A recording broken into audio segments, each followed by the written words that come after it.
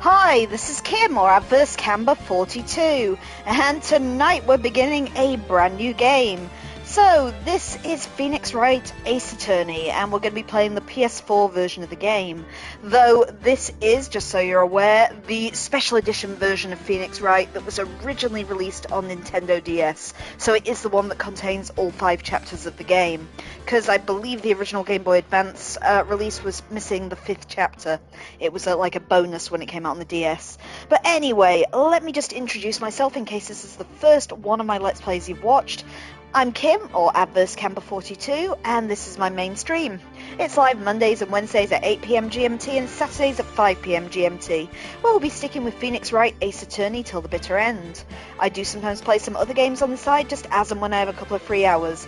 At the moment it's Cult of the Lamb Woolhaven on PlayStation 5, and on a Saturday evening we are playing Danganronpa Another Episode Ultra Despair Girls on Steam. I have an Adverse Camber 42 Blue Sky account, where I'll always let you know when I'm going to pop on and play, in case you want to join me, see where I'm at, offer advice, all that jazz. I also have an Adverse Camber 42 YouTube channel, where old episodes and boss fights are put up usually when the day of airing here, in case you want to catch up on the plot of anything you've missed in Phoenix Wright Ace Attorney so far, or any of the previous games I've played. My tastes are varied, and there's a lot on there right now, which includes Cyberpunk 2077, House of Ashes, Lies of P, Disco Elysium, Dredge, One Piece Odyssey, Night in the Woods, Iron Lung Mouthwashing, Alan Wake, The Mortuary Assistant. Please do check them out if you're interested. I am also one half of Things Are Getting Strange, a Twin Peaks Rewatch Podcast. You can find us wherever you get your podcasts. New episodes go up on Thursday, 8 PM GMT. We're reviewing the series one episode at a time. We're currently on Season 2, but you can listen to all of our previous episodes where we rewatched and reviewed all of the X-Files and Garth Marenghi's Dark Place. Please do check that out if you're interested, and if you can afford to do so, consider supporting our Patreon. It helps keep the lights on and gives you access to things you can't get anywhere else, which includes a full Let's Play of the 1998 X-Files FMV game for the original PlayStation. Anyhow, I guess before I begin we should just go through the rules of the channel. It doesn't really apply in this game, but generally speaking, if there is a cutscene, I won't speak over it, just so we can all listen and follow the plot together. If you do have anything to say when there's a cutscene ongoing, just pop it in the chat, we'll get to it later, especially in this game, because this is a murder mystery game, and you guys in the chat can help me solve the murder. I will ask you questions, I will ask your opinions. The show is yours, have fun. Also, the channel is called Kim Swears At for a reason. Maybe less so in this game. I can't imagine I'm going to swear at poor Phoenix that much. But I do use bad language. I can be very, very passionate and creative with my swears too. If you're offended by bad language, my stream may not be the one for you. Especially if you look at some of my other streams where we play things like Bloodborne, in which there was much swearing. And last of all, if you are watching this on Twitch, you can redeem bits in the chat to get me to do various things, including the shockingly popular Ralph Wiggum impersonation, or as InfoShark has just done, to remotely pet my co-hosts, my cats Tiamat, Scheherazade and Schrodinger. And Info, I will get Sherry's adorable tummy for you right now. Oh, Cher Bear! Am I being hit with little marshmallows? I just made a jump because I caught a glass when I was doing it, so now I'm getting kicked. But there you are, Info. You've got me mildly mauled by adorable little fluffy marshmallow feet. But yeah, redeem your bits away, have me do weird things, it's all fun. And I hope you're well, Info. It's glad to hear from you as always. But anyway, I am going to be fully narrating this one for you because there is no dialogue, I believe, in Phoenix Wright. Just me putting on a load of different voices. So let me just get my cup of water to hand. Ready for when I inevitably blow out my vocal cords shouting objection? And let's get this party started. So, play game. Episode 1, The First Turnabout.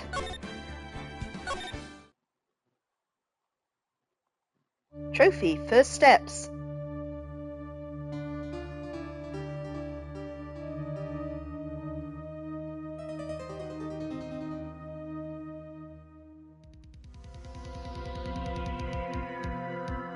Damn it, why me? I can't get caught. Not like this. I've got to find someone to pin this on. Someone like him. I'll make it look like he did it.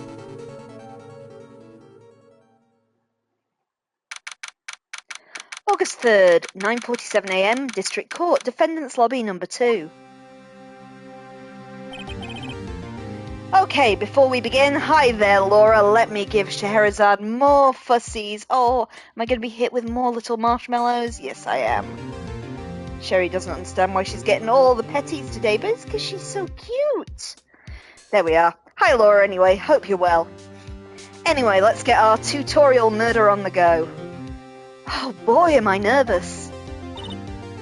Right. Oh, hiya, Chief. Oh, phew, I'm glad I made it on time. Well, I have to say, Phoenix, I'm impressed. Not everyone takes on a murder trial right off the bat like this. It says a lot about you and your client as well. Thanks. Actually, it's because I owe him a favor. A favor? You mean you knew the defendant before this case? Yeah. Actually, I kind of owe my current job to him. He's one of the reasons I became an attorney. Well, that's news to me. I want to help him out in any way I can. I just really want to help him. I owe him that much. It's over. Oh, my life. Everything is over. Is that your client screaming over there? Yeah, that's him. Oh, death, despair. Oh, I'm gonna do it. I'm gonna die. It sounds like he wants to die. Yeah. Oh. Oh, Nick! Oh, hey there, Larry. Oh, dude, I'm so guilty. Tell him I'm guilty. Give me the death sentence. I ain't afraid to die. What? What's wrong, Larry? Oh, it's all over. I'm finished. I can't live in a world without her. I can't. Who took her away from me, Nick? Who did this? Oh, Nick, you gotta tell me. Who took my baby away? The person responsible for your girlfriend's death. The newspapers say it was you. My name is Phoenix Wright. Here's the story. My first case is a fairly simple one. A young woman was killed in her apartment. The guy they arrested was the unlucky sap dating her. Larry Butts, my best friend since grade school. Our school had a saying, when something smells, it's usually the butts. In the 23 years I've known him, it's usually been true. He has a knack for getting himself into trouble. One thing I can say, though, it's usually not his fault. He just has terrible luck. But I know better than anyone that he's a good guy at heart. That, and I owe him one, which is why I took this case, to clear his name. And that's just what I'm going to do. August 3rd, 10 a.m, District Courtroom. Courtroom number 2. Court is now in session for the trial of Mr. Larry Butts. The prosecution is ready, Your Honor. The defense is ready, Your Honor. Mr. Wright, this is your first trial, is it not? Yeah, Your Honor. I'm, a little nervous. Your conduct during this trial will decide the fate of your client. Murder is a serious charge. For your client's sake, I hope you can control your nerves. Thank you, Your Honor. Mr. Wright, given the circumstances, I think we should have a test to ascertain your readiness. Yeah, Your Honor. Oh, handshaking, eyesight, fading. The test will consist of a few simple questions. Answer them clearly and concisely. Please state the name of the defendant in this case. Okay, guys, your first question. Were you paying attention? Is the defendant in this case Phoenix Wright, Larry Butts, or Mia Fey?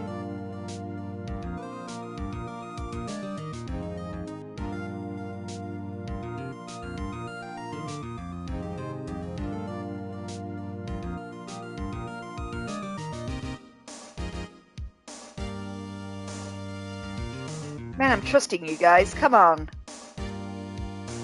Oh, there we go. We've got an answer. Larry Butts.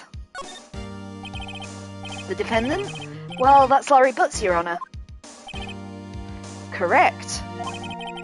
Just keep your wits about you and you'll do fine. Next question. This is a murder trial. Tell me, what's the victim's name? Oh, phew, I know this one. Glad I read the case report cover to cover so many times. It's... Oh, wait, uh-oh. No way, I forgot! I'm drawing a total blank here. Phoenix, are you absolutely sure you're up to this? You don't even know the victim's name? Oh, the victim. Yeah, of course I know the victim's name. I, just forgot. Temporarily. I think I feel a migraine coming on. Look, the victim's name is listed in the court record. Just press the R1 button to check it at any time, okay? Remember to check it often. Do it for me, please. I'm begging you. Mr. Wright, just who is the victim in this case? Okay, so R1 checks the court record. So we can look at my attorney's badge. No one will believe I was a defense attorney if I didn't carry this. Or Cindy's autopsy report. Time of death, 31st of July, 4 p.m. to 5 p.m. Cause of death, loss of blood due to blunt trauma. If we flip to the character things, here are our character bios. Mia Fey, age 27, chief attorney at Fey & Co., my boss and a very good defense attorney. Larry Butts, age 23, the defendants in this case, a likeable guy who has been my friend since grade school. Cindy Stone, aged 22, the victim in this case, a model. She lived in her apartment by herself. And Winston Payne, aged 52, the prosecutor for the case, lacks presence, generally bad at getting his points across. So there you go. Mr. Wright, who is the victim in this case? So guys, is it Mia Fey, Cinder Block, or Cindy Stone? And we've already had a comment about Larry Butts' name being lame. Yeah, all the names are puns in Japanese, and they are even worse puns in English. But there we are. Yep, indeed. The victim was Cindy Stone. The victim's name is Cindy Stone. Correct. Now tell me, what was the cause of death? She died because she was, and again, we just read this, guys, but did you listen? Poisoned, hit with a blunt object, or strangled. How did Cindy Stone die?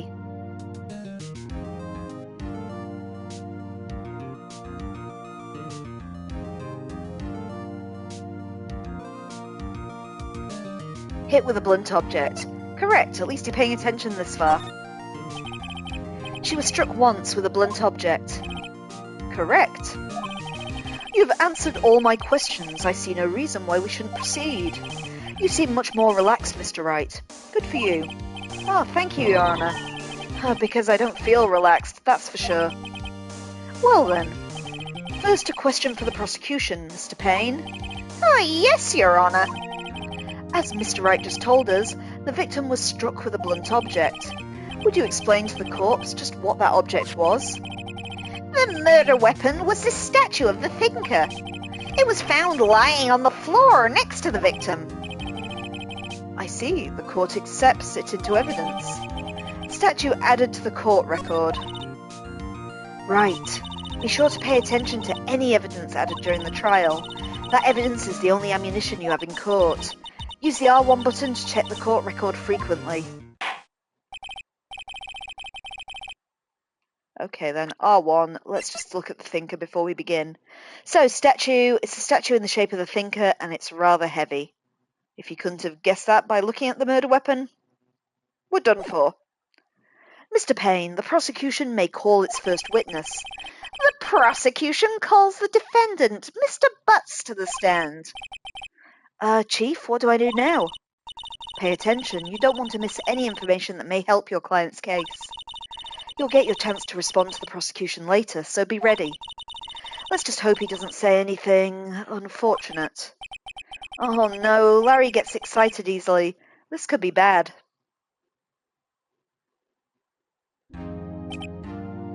Ahem! Mr. Butts, is it not true that the victim had recently dumped you? Hey, watch it, buddy. I should give him slightly different voices. I'll work on Payne's. Hey, watch it, buddy. We were great together. We were Romeo and Juliet, Cleopatra and Mark Antony. Didn't they all die? I wasn't dumped. She was just wasn't taking my phone calls or seeing me. Ever. Was it to you, anyway? Mr. Butts, what do you... blah, blah, blah, blah. Mr. Butts, what you describe is generally what we mean by being dumped. In fact, she had completely abandoned you and was seeing other men. She had just returned from overseas with one of them the day before the murder. Oh, what do you mean, one of them? Oh, lies, all of it lies. I don't believe a word of it. Your Honour, the victim's passport. According to this, she was in Paris until the day before she died. The passport is added to the court record. The victim apparently arrived from Paris on the 30th of July, the day before the murder. Indeed, she appears to have returned the day before the murder. Oh, dude, no way. The victim was a model but did not have a large income. It appears she had several sugar daddies. Daddies? Sugar? Yes, older men who gave her money and gifts. She took their money and used it to support her lifestyle. Oh, dude. We can clearly see what kind of woman this Miss Stone was. Tell me, Mr. Butts, what do you think of her now? Right. I don't think you want him to answer that question. Yeah, Larry has a way of running his mouth in all the wrong directions. Should I... Go on, guys, do you want to wait to see what happens, or stop Mr. Butts from answering?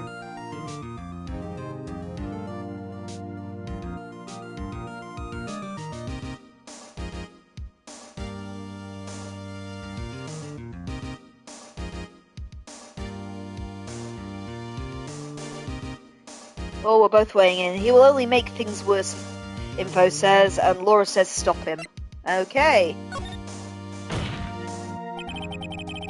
My client had no idea that the victim was seeing other men.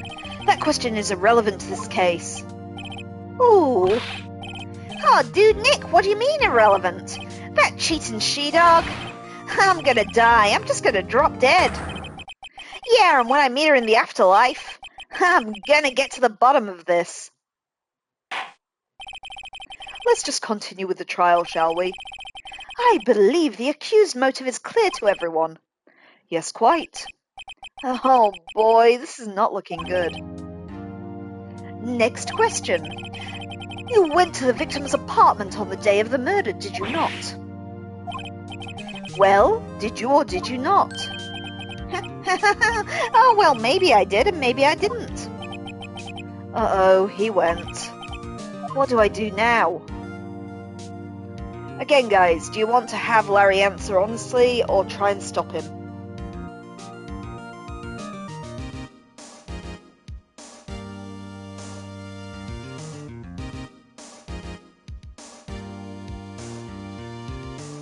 We're saying stop again, okay.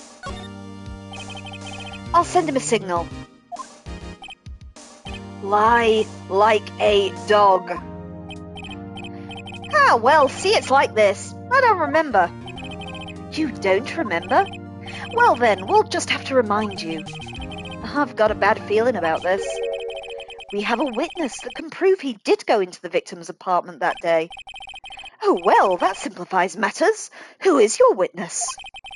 The man who found the victim's body, just before making the gruesome discovery. He saw the defendant fleeing the scene of the crime. Order! Order in the court! Mr. Payne, the prosecution may call its witness.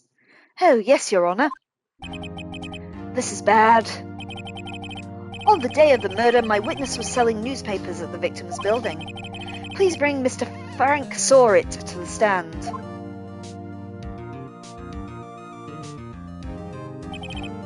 Mr. Sawit, you sell newspaper subscriptions, is this correct? Oh, yes, newspapers, yes. Mr. Sawit, you may proceed with your testimony. Please tell the court what you saw that day of the murder.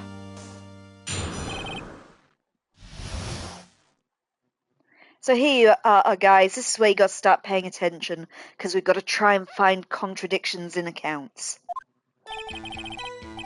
I was going door to door selling subscriptions when I saw a man fleeing an apartment. I thought he must be in a hurry because he left the door half open behind him. Thinking it strange, I looked inside the apartment, and then I saw her lying there, a woman not moving, dead. I quailed in fright and found myself unable to go inside. I thought to call the police immediately. However, the phone in her apartment wasn't working. I went to a nearby park and found a public phone. I remember the time exactly. It was 1 p.m. The man who ran was, without a doubt, the defendant sitting right over there.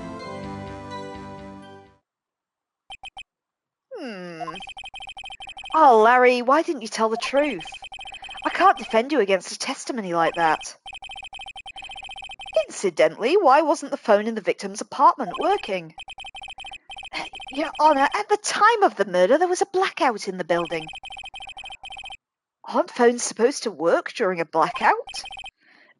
Yes, Your Honour. However, some cordless phones do not function normally. The phone that Mr. Sawrit saw was one of those. Your Honour, I have a record of the blackout for your perusal. Okay, the blackout record. Electricity to Mrs. Stone's building was out from noon to 6 p.m. on the day of the crime. Now, Mr. Wright. Yes, Your Honour. You may begin your cross-examination. Cross-examination? Your Honour? All right, this is it, the real deal. What exactly am I supposed to do? Why, you expose the lies in the testimony that the witness just gave. Lies? What? He was lying?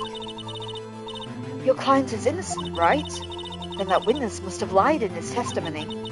Or is your client really guilty? How do I prove he's not? You hold the key. It's the evidence. Compare the witness's testimony to the evidence at hand. There is bound to be a contradiction in there. First, find contradictions between the court record and the witness's testimony. Then, once you've found the contradicting evidence, present it and rub it in the witness's face. Okay. Open the court record with the R1 button and then point out the contradictions in the testimony. Okay guys, now it's time to cross-examine Mr. Sawrit. So we can press each of the statements too. I'll just do them while you're thinking about it, because sometimes that also gives you clues. So, I was going door to door selling subscriptions when I saw a man fleeing the apartment. Isn't a man leaving an apartment a common sight? I find it odd you would take notice of him. I don't know, he just seemed strange to me, that's all. Like he was mad and yet frightened at the same time. Just like a criminal fleeing the scene of a crime. The defence requests that the witness refrains from conjecture. Of course, what the witness means is the man he saw looked suspicious. So what happened next? I thought he must be in a hurry because he left the door half open behind him. Half open, you say? Ah, yes, the door was open halfway, yes. I watched for a moment, but no one came to close the door. That's odd in a big city like this, I thought. I see, and then what happened next? Thinking it strange, I looked inside the apartment. What gave you the idea to do that? Oh, well, the door was half open, you see. Isn't it only human to want to peek? We climb mountains because they are there. It's the same thing. Truer words have never been spoken. Anyone would look inside. Why did Payne cut him off so quickly? So you looked into the apartment. What happened then? Then I saw her lying there. A woman, not moving. Dead. Are you sure she was dead? Well, no, I guess I wasn't. But she wasn't moving at all and there was blood everywhere. I guess that would look fatal to anyone. Very well, what happened next? I quailed in fright and found myself unable to go inside. So you didn't touch anything in the apartment? Yeah. Well, I mean, no, nothing. Okay, then what happened next? I thought to call the police immediately. You thought to call the police? Does that mean you didn't actually call them? Oh, please, listen to the rest of the testimony. You thought to call the police. What happened next? However, the phone in her apartment wasn't working. The phone in her apartment wasn't working? Yes, I mean no. No, it wasn't, right? You said you didn't go into the apartment. Or did you? Oh, that! I can explain that. There was a cordless phone on a shelf in the entranceway. I reached inside and tried using that to call. And that phone wasn't working, correct? What happened next? I went to a nearby park and found the public phone. Why use a public phone? Oh, well, you see, I don't have a cell phone. And being in the middle of the afternoon, there was no answer at the nearby apartments. Ah, right. What time did you call again? I remember the time exactly. It was 1 p.m. 1 p.m.? Are you certain? Yes, absolutely. He seems really confident. 1 p.m.? Right, doesn't that seem strange to you? Present some evidence to contradict him.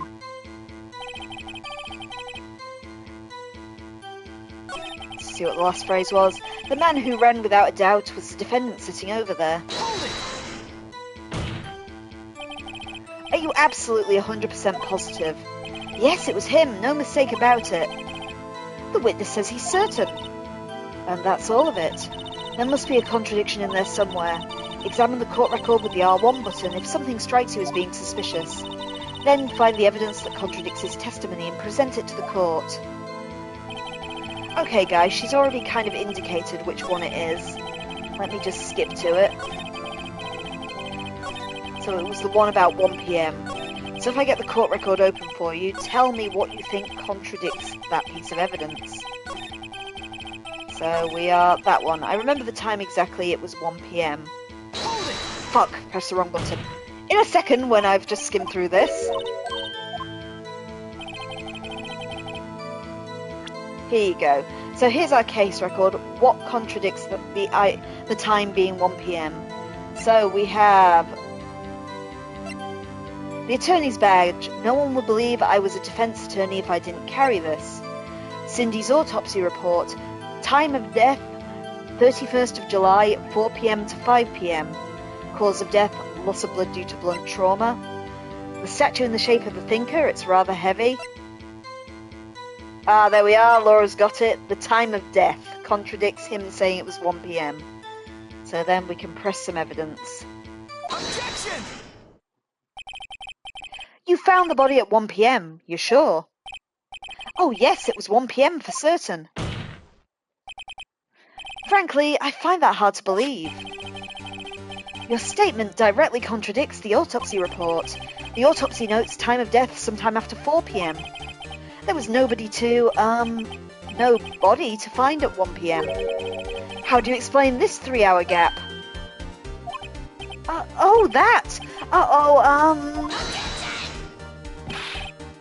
This is trivial. The witness merely forgot the time. After his testimony, I find that hard to believe. Mr. Sawit, why were you so certain that you found the body at 1 p.m.? Oh gee, that's a really good question. Great job, Wright. Way to put him on the spot. That's all you have to do. Point out contradictions. Lies always beget more lies. See through one and their whole story falls apart. Oh wait, I remember now. Would you care to give your testimony again? The time of discovery. You see, when I found the body, I heard the time. There was a voice saying the time. It was probably coming from the television. Oh, but it was 3 hours off, wasn't it? I guess the victim must have been watching a video of a taped program. That's why I thought it was 1 p.m. Ah, terribly sorry about the misunderstanding. I see. You heard a voice saying the time on a taped program. Mr. Wright, you may cross-examine the witness. Right. You know what to do. I've got this one. But do you guys have this one? Have you seen the contradiction in his testimony? I'll start scrolling through it, but if you can think of a contradiction at any point, and if you think you know what the evidence is, do shout out. You see, when I found the body, I heard the time. You said heard, not saw? Yes, heard. All I saw was the body lying there. I didn't think to look at anything else, least of all my watch. Isn't that a little strange? So you're saying you heard something? But if you were so shocked by the body, you wouldn't hear anything at all. The witness did say he actually heard the time. It's ludicrous to suggest he wouldn't hear anything. I have to agree with the prosecution. Witness, continue your testimony. There was a voice saying the time. It was probably coming from the television. Are you sure it was the television and not a radio? Oh, well, no, I guess it might have been a radio. Incidentally, there was no radio on the premises. There was only one large television. Right.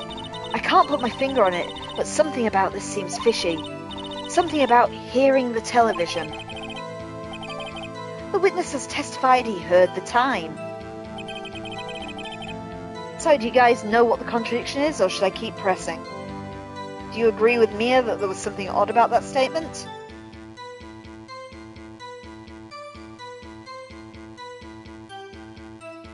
I'll just keep pressing while you think about it. Oh, but it was 3 hours off, wasn't it? How do you explain the gap? Well, witness, can you explain this? I guess the victim must have been watching a videotaped program. Video? Yes, that would explain why the time was wrong. True. Right. I think the problem lies someplace else. We're agreed that you heard this time at the scene, then. That's why I thought it was 1 p.m. Are you sure the voice you heard said it was 1 p.m? Yes, I can practically hear it now. It was quite clear. Mr. Payne, has the prosecution verified this testimony? My apologies, Your Honour. I, too, have only just learnt that the witness heard the time. Oh, I'm really sorry. I only remembered it just now. Terribly sorry about the misunderstanding. Well, you just watch it. Not much point pressing him on that one, was there? Okay, guys, you've reached the end. So, it was... where was it? It was probably coming from the television, is where Mia said it sounded fishy. Do you agree? Is there something odd about that statement? I can bring up the court record for you to have a look at again. So, not the attorney's bag.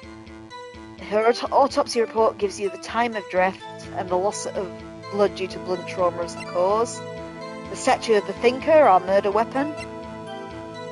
Yep, there was a television on the site. Prosecutor Payne has confirmed that. You've got her passport saying that she arrived home the day before the murder, and a blackout record saying there was no electricity in the building between noon to 6 p.m. I feel one of those does stand out as some evidence of why she may not have been watching a videotape. Info's coming in there. Well, you think it was the last one. Do you, Info? Do you think we should present that one? Should we give it a go? Objection! Hold it right there. The prosecution has said there was a blackout at the time of the discovery. And this record proves it. You couldn't have heard a television or a video.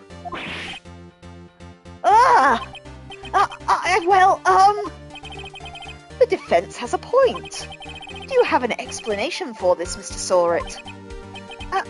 No, I find it quite puzzling myself, quite. Wait, I remember now. Mr. Sawrit, the court would prefer to hear an accurate testimony from the very beginning. These constant corrections are harming your credibility. And you seem rather distraught. My apologies, Your Honour. It must have been the shock of finding the body. Very well, Mr. Sawrit. Let's hear your testimony once more, please. Okay, another one for you guys. Hearing the time. Actually, I didn't hear the time. I saw it. There was a table clock in the apartment, wasn't there? Yeah, the murder weapon. The killer used it to hit the victim. That must have been what I saw. You saw a clock? Well, I guess that would explain it. The defense may cross-examine the witness. Gladly. You ready, guys? Time for some more contradictions. See if you can find them. Actually, I didn't hear the time. I saw it. That strikes me as a very suspicious mistake to make. Yes, I can see how you'd be a little doubtful. I'm really sorry. I only just remembered that table clock. A table clock? There was a table clock in the apartment, wasn't there?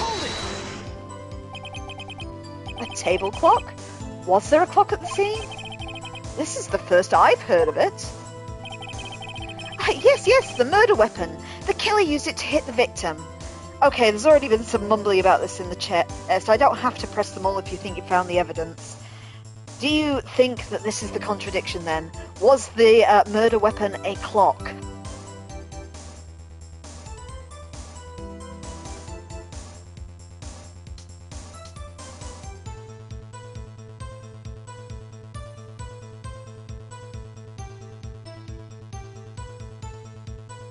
I can bring up the court record again if you want. If you can't remember what caused the blunt force trauma.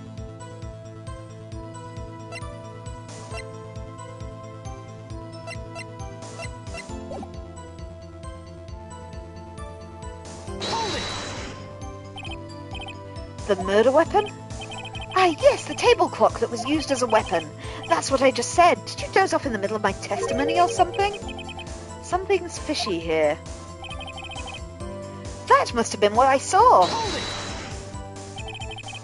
Why didn't you tell us this in the first place? I guess it just slipped my mind. I'm not really sure how it happened myself. The witness says he saw the table clock. End of story. Now, find the contradiction. There you are, guys. You were hovering over the murder weapon being a clock. Can anyone tell me what the murder weapon actually was? Because that could be a contradiction there.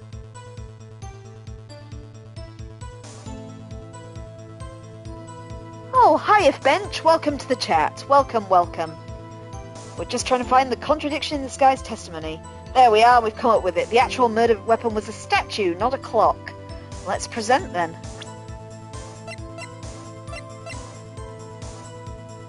Objection! Wait just a moment. The murder weapon wasn't a clock. It was this statue. Now how is this supposed to be a clock? You with your objections and your evidence. Just who do you think you are? Just answer the question, Mr. Saw It. Hey, I saw it there, okay? That's a clock. Your Honour, if I may.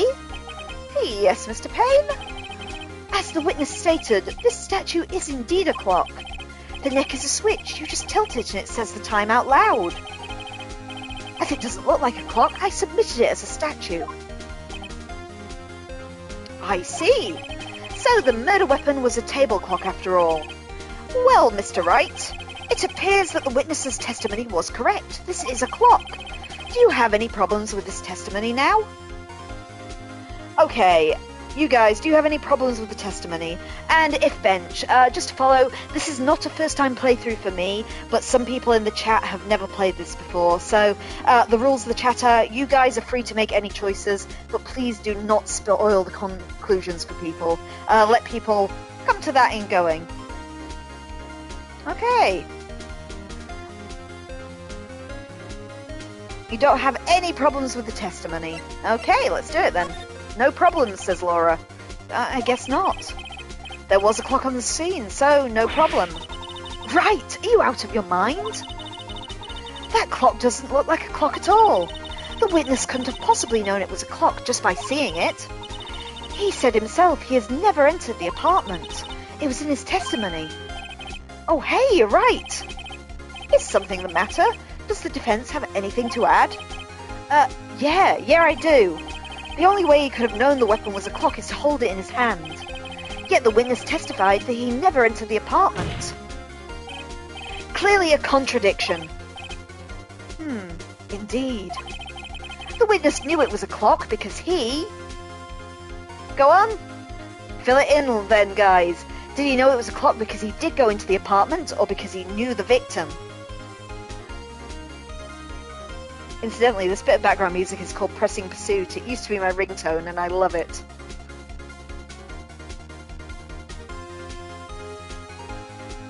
Oh, Laura thinks he knew the victim. Tell me, isn't it true that you knew the victim? In fact, you were one of her sugar daddies. Be frank with us, Mr. Sawrit. Frank? I'm always frank. Your Honour, we have complete records of the victim's relationships. Mr. Frank Sawrit does not appear anywhere. Huh? Oh, really? Oh, please, Mr. Wright. Is Ha the best response you can muster up? Try to refrain from making off-the-cut accusations in the future. Yeah, Your Honour, let me think this over. The witness knew it was a clock because he... Well, you've only got two options, guys, so it's got to be the other one. You're lying. You were inside the apartment on the day of the murder. Oh yeah? Prove it. Prove that I went in there. I'll do better than that. I can prove you were the one who killed her. You struck her with the clock, and the shock of the blow triggered the clock's voice. It was that sound that you heard. Order in the court. Intriguing. Please continue, Mr. Wright. Yes, Your Honour. Mr. Sawrit, the sound must have left quite an impression on you. Understandable, since the murder weapon spoke just as you hit the victim. That voice was burnt into your mind. That's why you were so certain about the time. What's the meaning of this? This is all baseless conjecture. Baseless? Just look at the witness's face. Would the witness care to elaborate? Did you strike the victim with the clock? That day, I never... Oh, look, the clock, I heard... No, I mean, I saw... Shut up! I hate you! It was him, I tell you. I saw him. He killed her, and he should burn. Burn, I say! Give him death! Order in the court, I say. Your Honour, a moment, please. There isn't a shred of evidence supporting the defence's claims. Mr. Wright, Your Honour, you claim that the sound the witness heard came from a clock. Do you have any evidence? The whole case is riding on this. I better think it through carefully. Your Honour, the sound Mr. Sawrit heard was definitely this clock. A fact which is clear if you simply... So, are we going to examine the clock's batteries, ask the neighbours, or try making the clock make its noise? Note our little health bar at the top there. You will lose health if you get this one wrong. It's all very exciting now, at least.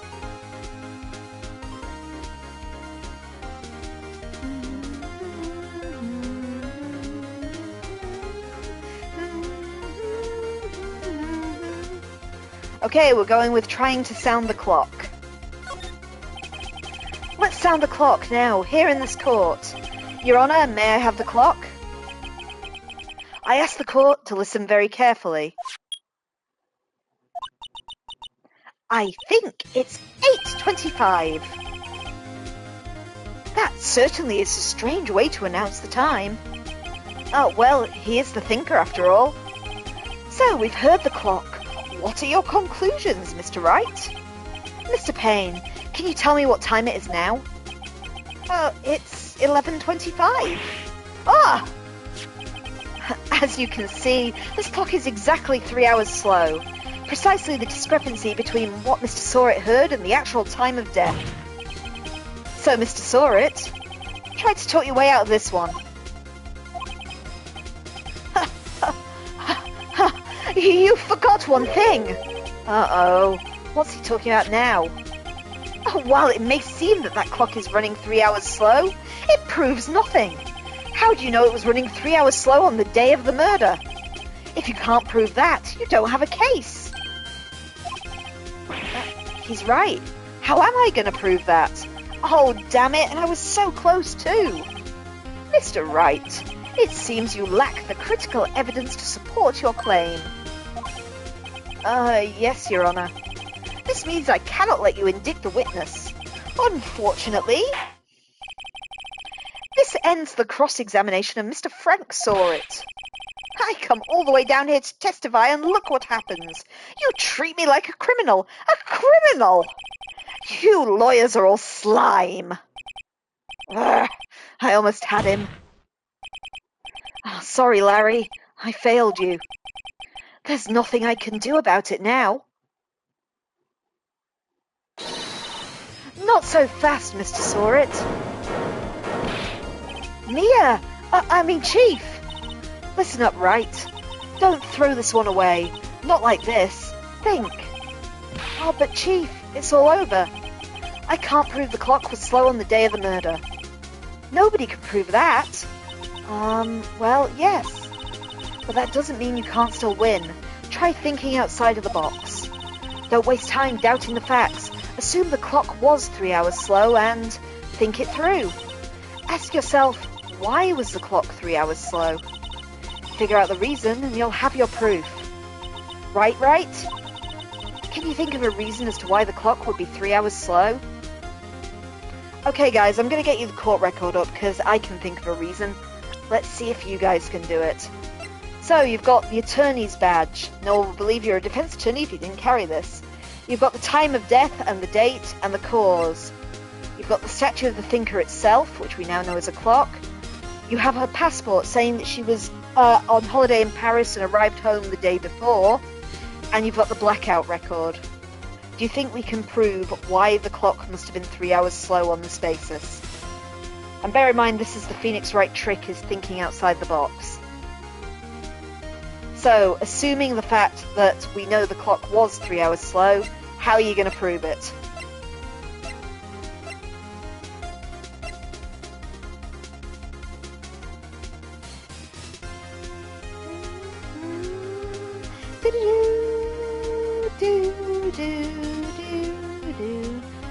You think the blackout record? Okay, why do you think that proves the clock would be slow? The unwired table clock that he's just beaten someone with. Is that what we're going to go with? Noon to 6 PM, the clock is 3 hours slow, so it would be 9. Yeah, we can try that. Info, you have any ideas?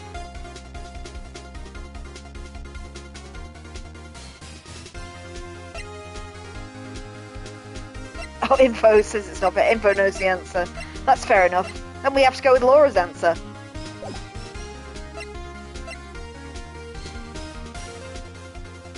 Okay. Obviously there is a reason, but let's press. Oh, wait! Maybe I can prove it. You must have evidence somewhere that can prove it, right? Find it and let them have it. Well, Mr. Wright, you say the clock was already running slow on the day of the murder. Have you found evidence to support this claim? Of course. There is a piece of court evidence in the court record that can prove my claim beyond a doubt. Tough words. Let's see you pull this one off, Info Shark. Let's see the evidence that proves why the court was running slow. Info says it's the passport, showing that she was in a different country the day before the murder.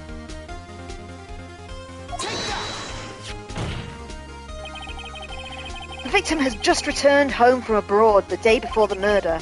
As we all know, the time difference between here and Paris is 9 hours.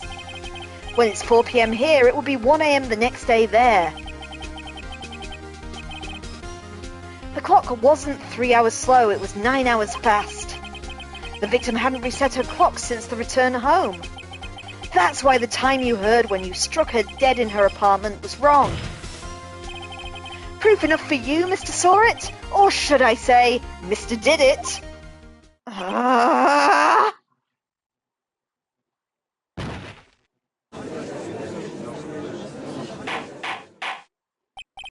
Order! Order, I say! Well, this case has certainly turned out differently than we all expected. Mr. Payne, your witness? He was arrested. He's been taken away, Your Honor. Very well. Mr. Wright? Yes, Your Honor. I have to say I'm impressed. I don't think I've ever seen someone complete a defense so quickly and find the true culprit at the same time. Thank you, Your Honor. At this point, this is only a formality, but this court finds the defendant, Mr. Larry Butts.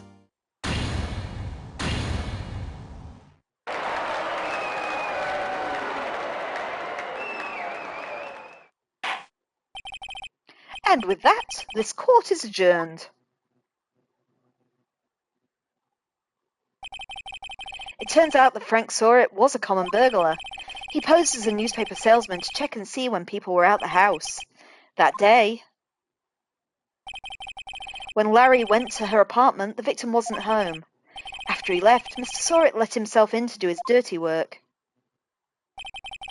While he was searching her place, the victim returned.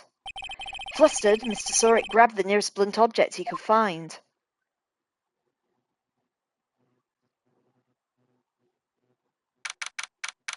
August 3rd, 2:32 p.m. District Court, Defendant Lobby Number 2. Oh, phew, I still can't believe we won. Right, good job in there. Congratulations. Thanks, Chief. I owe it all to you. Not at all, not at all. You fought your own battles in there.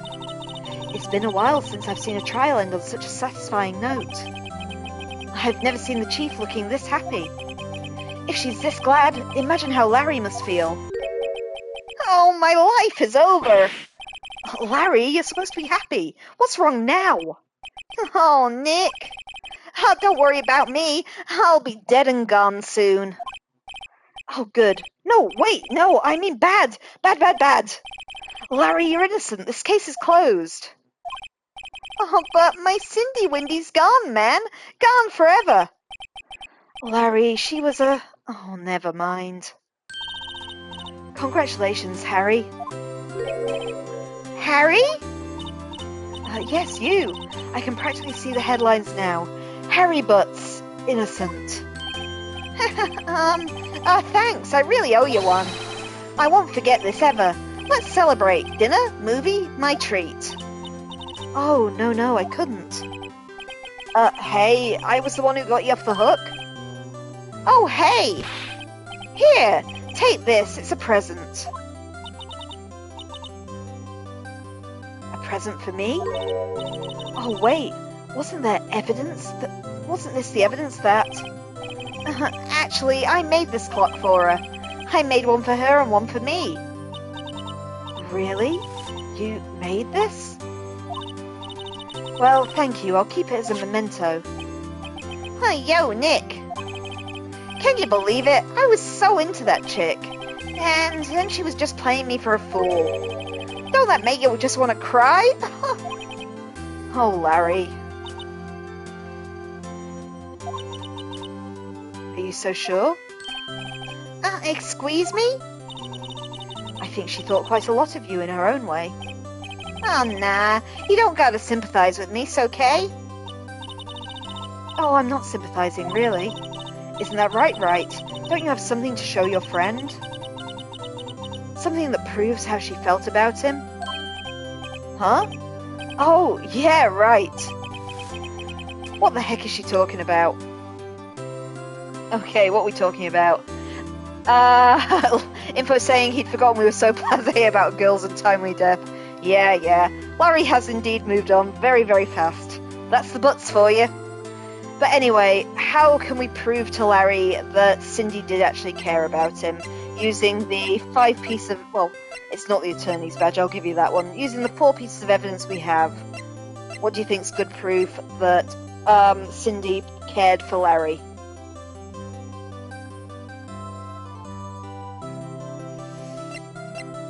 Let's bring this trial to a close.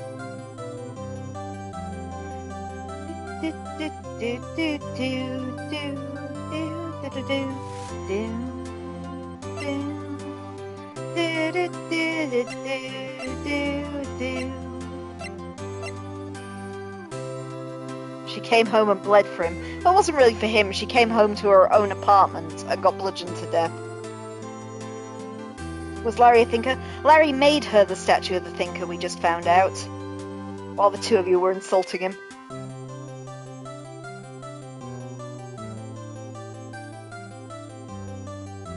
Larry actually made the murder weapon. It was a gift to her.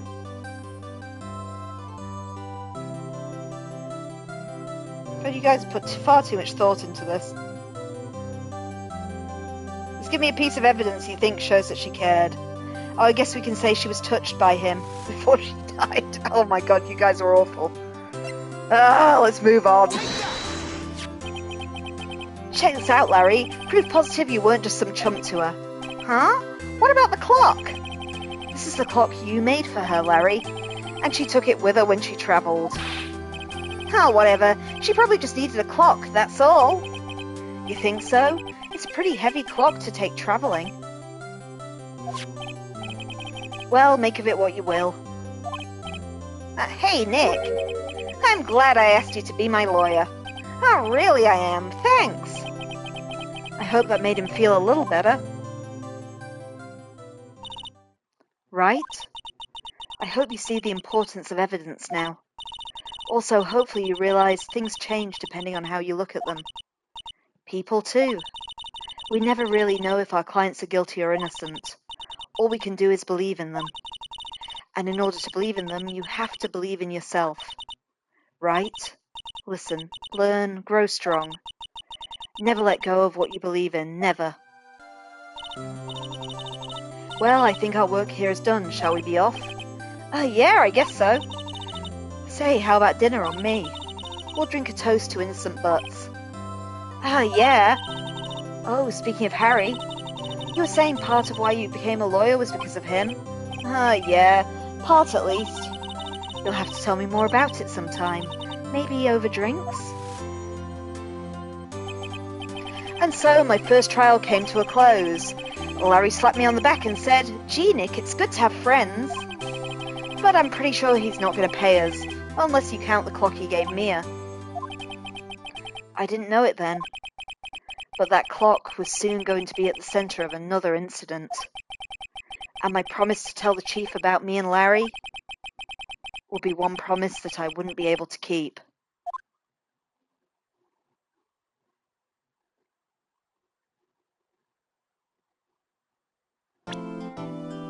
Trophy, the first Turnabout. A brand new episode has been added. So guys, that was just our sample kind of court case to show you how the game sort of works. This is your first main one, so pay attention because we're also going to add investigation to the mix along with the actual courty bits. So, episode 2, Turnabout Sisters.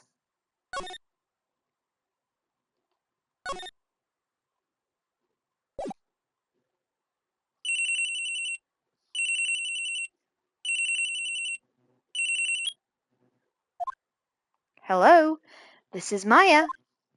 Hey Maya, it's me. Oh Mia, what's up? You haven't called in a while. Sorry, I've been so busy. How have you been? Well, lonely, and it's all your fault.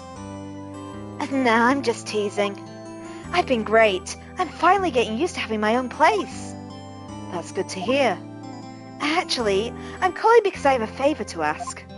I know. You want me to hold evidence for you? Sharp as always. There's a lot of buzz about the upcoming trial. I just don't feel safe keeping the evidence here. I gotcha. So what is it this time? It's a clock. A clock? Yeah, it's made to look like that statue, the Thinker, and it tells you the time. I thought you might like it. You always like toys. Oh, hey, I'm not a little girl anymore, sis. Now. You do know I'm only teasing.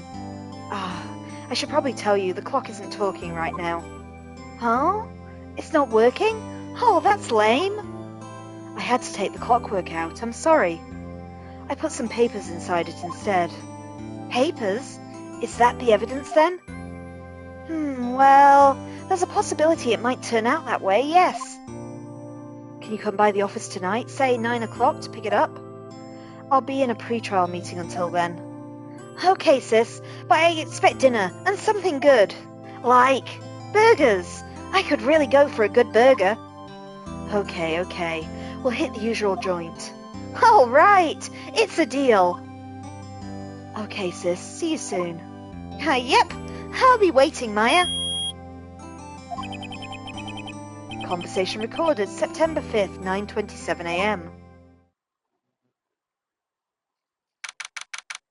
September 5th, 8:57 p.m. Fay & Co. law officers. Now, Miss Fay, I'll take what's mine. The papers. I'm sorry, but I can't give you what I don't have. Oh, Miss Fay, you are a poor liar. Why, I see it right over there. That must be the thinker that swallowed those papers. How could you know? Oh, you are not cogniferous of my background. Gathering information is my business, you see. I should have been more careful. Oh, my dear Miss Fay, I'm so very sorry, but I am afraid I must ask you for one more thing. Your eternal silence. Farewell, Miss Fay.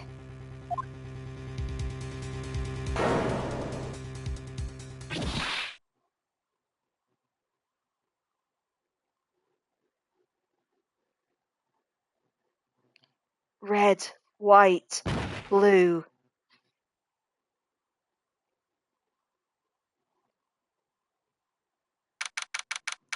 September 5th, 9:08 p.m. Fay & Co. law officers. Uh-oh, I'm late. That's strange. I guess the chief left without me. She said her sister was coming over, so we should all go out for dinner. What's that smell? Blood? Oh, Mia! Maybe she's in her office. Okay, we can have a little look round. It sounds like we're meant to be going to her office. So this is how we do the investigation portions of the game. Looks like we're moving. So to the office. Oh, that smell. Blood. Oh, sis. Someone's there. Chief! Oh, Chief! Chief!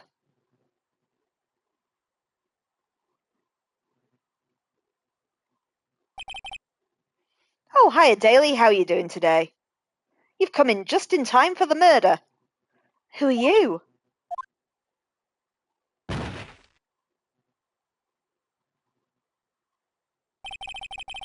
The strange girl dropped out cold. I left her lying on the office sofa. I went back to the chief where she lay under the window. Her body was still warm. I could feel it when I held her shoulder. Then, all too quickly, it began to fade. Until finally she was cold. Oh, Chief. Okay, let's get examining the crime scene then. There's a large building right across from the office. The Gatewater Hotel, a nice, luxurious place. Oh, good, Daly. Glad you're well. Right, pay attention, guys. You might find something important. It's encrusted with dried blood. How ironic that this became the murder weapon. Again.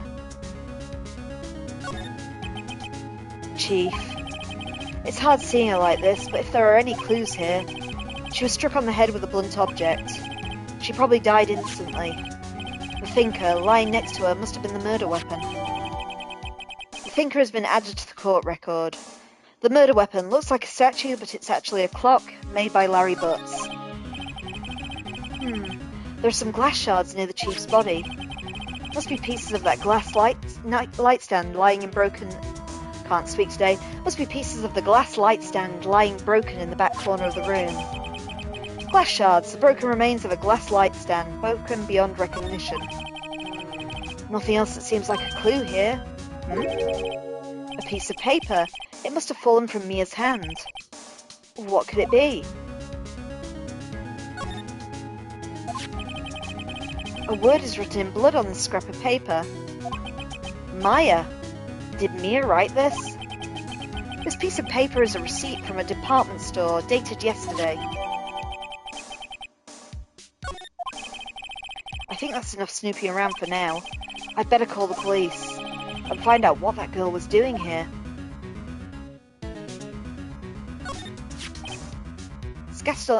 Some shards of glass are scattered on the floor. They seem to be the remains of a glass light stand. Light stand is a weird word. I don't know what else you'd call that. Okay, so we need to shimmy. Whoop, wrong one. Shimmy! What else we got? We can phone the police. But let's just rummage first. The Fay & Co. leisure book. Everything is written in the chief's ultra-neat handwriting. It's a small office, but it makes a good bit of money.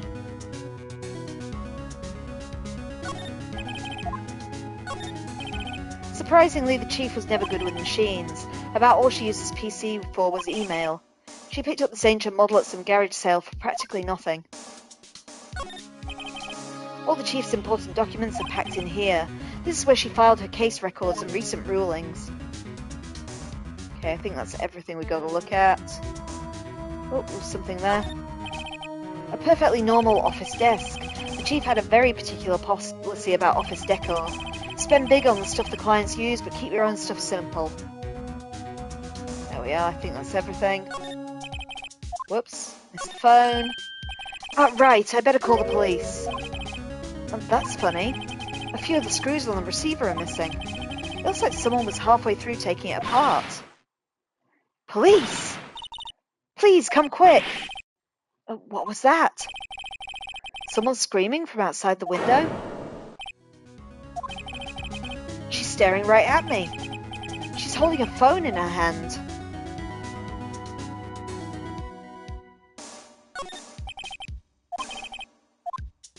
Okay, not sure what we're meant to be doing. Is it look at the woman? Nope.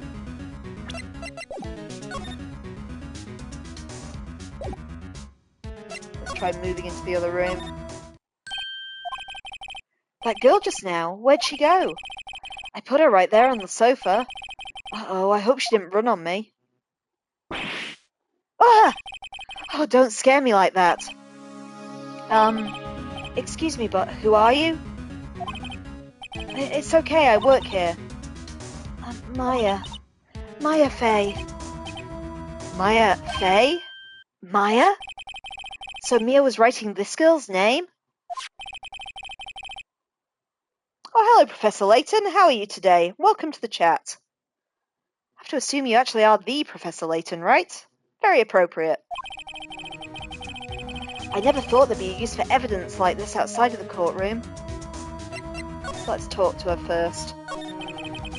She seems to be in shock. I don't want to disturb her, but I have to know. Excuse me.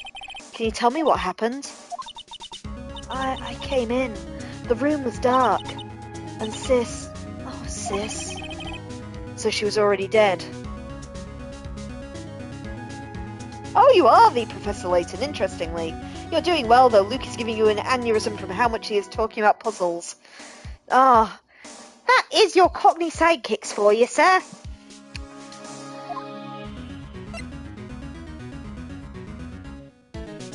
You and the chief. So you're the chief's sister. I'm her younger sister. And you were here, visiting. This late at night? Yeah, she said she wanted me to keep some evidence for her. Evidence? Yeah, it was in that clock. It was the thinker. Okay, let's back out and show her some things. Always show the attorney's badge. I'm sorry, I've never seen that before. About the thinker. The thinker? That was... Oh, Sis. Probably shouldn't have asked her about the murder weapon. This was lying next to the chief. I know, I saw it in there too. I thought they might be pieces of the light stand. Maybe. Never heard of a glass light stand before. Before Mia died, she wrote a message with her own blood. She wrote it on the back of this receipt. That's my name. Why would she write my name? Oh, please, just calm down. Why would Sis write my name? Oh no, now I've done it.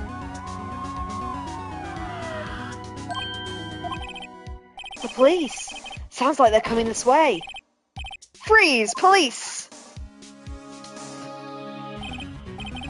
Alright, I'm Detective Gumshoe. Dick Gumshoe, see? Gumshoe? What an odd name. We received a report from the building across the way, see? Got a person saying they saw a murder. It must have been that woman I saw. Anyway, I don't want either of you moving 1 inch, Kay. Oh, great. Just great. Mayo, wait, she wouldn't have... nah. Whoa! Excuse me. This word Mayo here mean anything to you?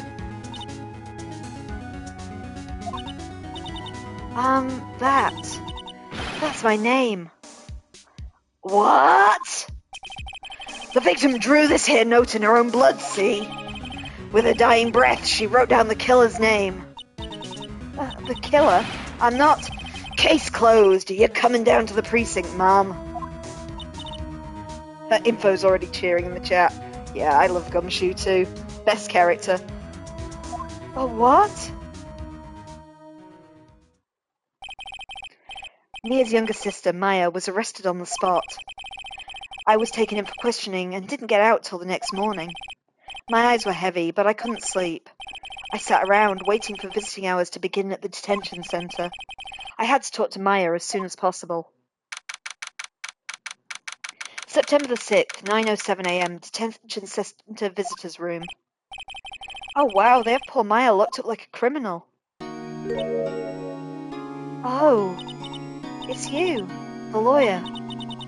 Oh, good morning. Good morning. She looks so tired. Are you going to be my attorney? Well, that's what I wanted to talk to you about. Okay, guys, the choice is yours. Are we going to volunteer to be Maya's attorney? It's up to you. Of course I will. Or sorry, not a chance, if you are a heartless monster. Though mind you, this is this chat. I remember when you shivved that poor guy in Life is Strange.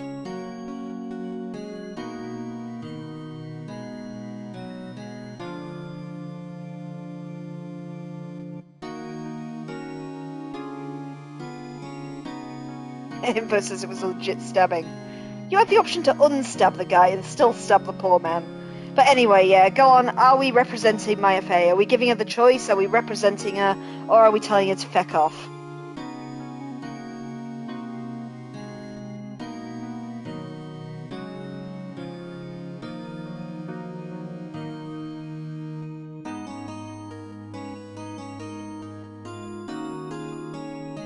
She clearly killed Maya. Laura's saying not a chance. You heartless wench. Right, let's go. Maybe if I joke a bit, she'll cheer up. No way, Jose. I'm just kidding. Whoops, that didn't go so well.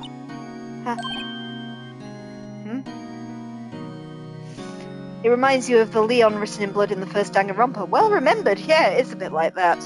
The famous one, of course, is the Study in Scarlet, the Sherlock Holmes story, where she wrote the killer's name next to her as she was dying. Maya? Was that a chuckle? Oh, what? No. It wasn't very believable, was it? Not really. I'm sorry. I just thought I'd make a joke. I just thought since you'd made a joke... Oh, please don't mind me, you're doing just fine. Who's trying to cheer up who here? I knew it. No one will believe me. What? Even you when you found me in the office. Did I look at her like that? No, I never thought. It's okay, I understand. And I've also heard about you. Heard? Heard what about me? I was talking to my sister on the phone the other day. Today was my junior partner's first time in court. Oh wow, really? How'd it go? It was quite the scene. Honestly, I was on edge the whole time. It's been a while. So, he crashed and burned? He's a genius. One of those strike fear into the hearts of evil types. The only thing he's lacking is experience.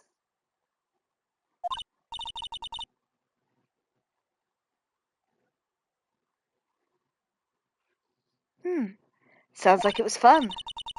Well, I do know who to go to if I ever get into trouble now. I don't know, Maya. I think you might want to wait. Give him 3 more years. That is, unless you want to be found guilty. Wow, thanks, Maya. Sorry, guys, what were you saying in the chat? Oh, we're talking about if Professor Layton can communicate with Sherry. Apparently not. We'd have to wait for Luke. That's what she said. I'm so sorry. I didn't mean to insult you. Oh, no, it's okay. It's true, I guess. But at the same time, I can't just sit by and watch. When I think of the person who did this to Mia. I know. Okay, let's talk to Maya. There's something I've been wanting to ask you. Yes? What's with that outfit? Oh, this? This is what all acolytes wear. It's my uniform, you could say. Acolytes? Like people in religious training? What is it that you do? Oh, it's nothing strange, really. I'm a spirit medium, in training. A spirit medium? I'm pretty sure that qualifies as strange. Could you tell me about the day of the murder? Oh, yes.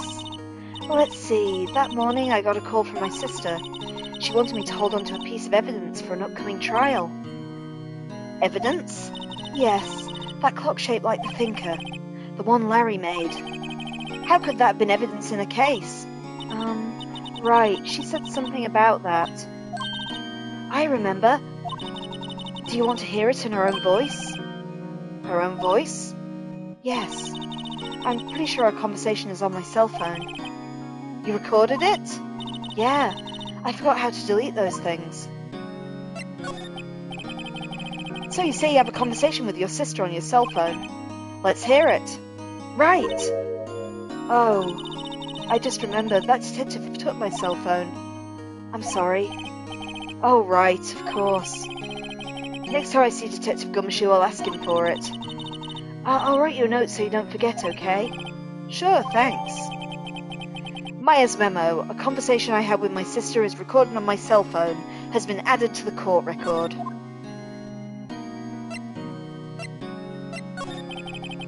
Could you tell me more about the day of the murder? Sorry, I know it must be hard. No, it's okay. All I've been doing the last few hours is talking about it. I've kinda gotten used to it. Let's see. That morning I got a call from my sister. She wanted me to hold on to a piece of evidence for an upcoming trial. That's the thinker clock that Larry made. It practically qualifies as a serial murderer by now. So then when did you arrive at the office? It was right around 9. The lights were off and I could smell blood. Then I found her, my sister. Thanks, Maya. That's all I needed to hear for now. So you're an acolyte, medium in training? That's right. The Fae family, especially the women, have always been very sensitive to the spirit world. Wait a second, you said the Fae family? So Mia was into this stuff too? Oh, of course. She left the mountain to follow her career, she said. Her powers were first class too. I had no idea. Wait, what? So you're a real honest-to-goodness spirit medium? With ESP and all that? Yes, in training. Well, can't you contact Mia's spirit then? We can just ask her who killed her. I'm sorry. I'm still in training. I couldn't do something on that level. I thought that would be too easy. Is something the matter? I was wondering, could I ask you a favor? This is the address of a famous lawyer. My sister gave me this a long time ago. She said if I was ever in trouble, I should call him. And well, I'm in trouble. Do you think you could go ask him to represent me? Are we going to accept or refuse, guys? Your pick again. Oh, and thank you for the follow, Professor. Most appreciated.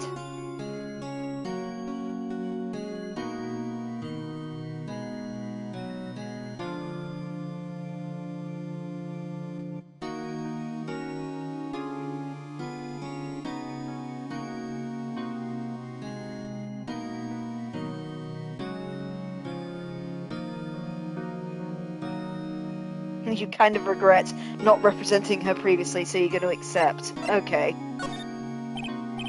Sure, why not? I'll go ask. Oh, thank you so much. I have no one else to turn to. Say, what about your parents? I see. No, don't worry, leave it to me. Thank you. The trial's tomorrow at 10. What? Tomorrow? Tomorrow.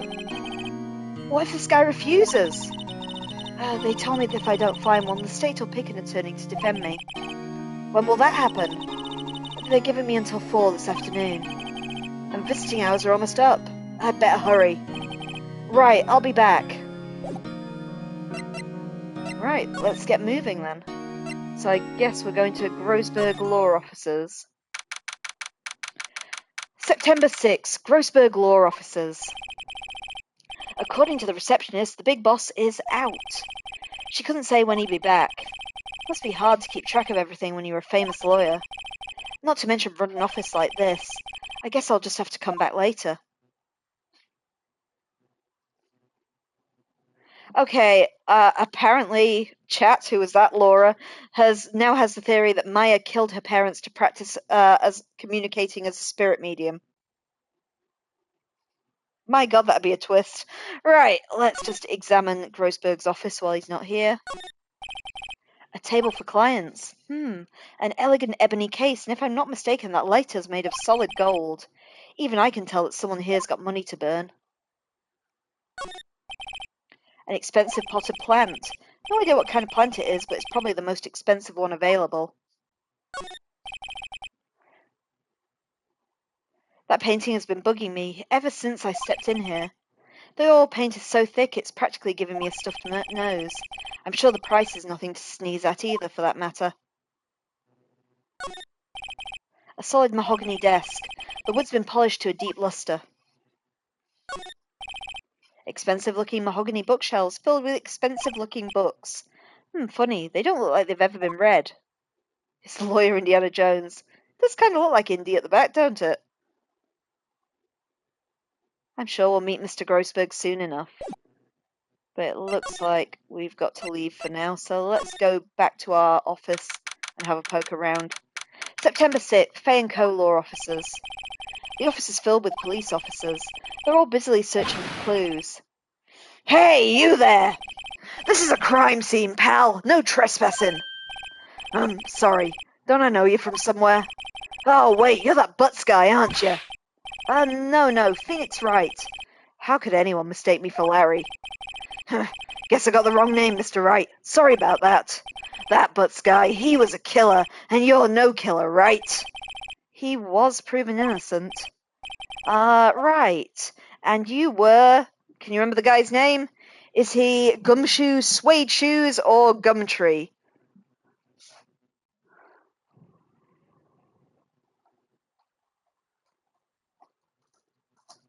Hope you've at least learnt this fella's name by now.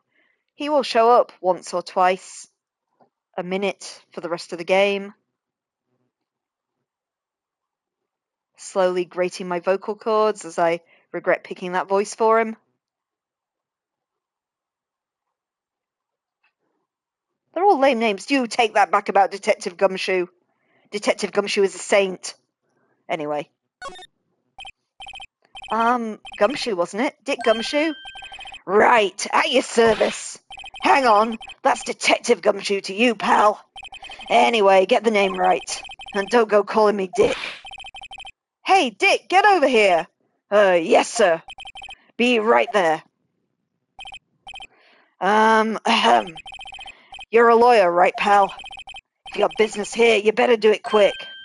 Oh, phew. He thinks I'm Maya's lawyer. That means we can use this. About Miss Fay. Did you do an autopsy? You want to know the results, huh? Now don't you look at me like that, pal. Ain't no use. She might have been your boss, but that doesn't mean you get any special treatment. Alright, you can see the report, but that's all. So, Mia's autopsy report. Time of death, 5th of September at 9 p.m. Cause was a single blunt force trauma. Death was instantaneous. About Maya. Yeah, I'm looking forward to the trial. Sorry, pal, but this is one trial you ain't gonna win. Oh, why do you say that? City's put Prosecutor Edgeworth on the prosecution. Edgeworth. I'm sure you know what that means, you being a lawyer and all. I did just realise something. The court record. So she died instantaneously, but still wrote her sister's name down. Maybe we should keep that in mind for later. Anyway, Edgeworth. Prosecutor Edgeworth? That's right, pal. Mr. Miles Edgeworth himself. Wait, do you know him, don't you?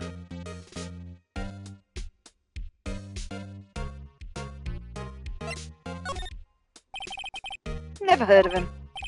Whoa, and you call yourself a lawyer, pal? About 4 years ago, this Edgeworth guy became a prosecutor at the age of 20. Everyone says he's a genius. Surprised you don't know him. Of course I know him. I was just playing dumb. He's a cold, heartless machine who'll do anything to get a guilty verdict. There are rumours of back alley deals and forged evidence. All I know for sure is that Edgeworth hates crime with an almost a normal passion. I never imagined I'd be facing him so soon. So let's show Gumshoe some evidence. Present. What's that?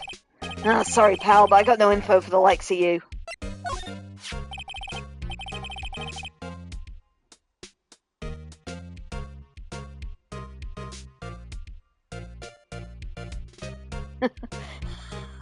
Sorry, I just have to read out the chat to you guys. Professor Layston has questioned Laura's earlier deduction that Miss Fay killed her family.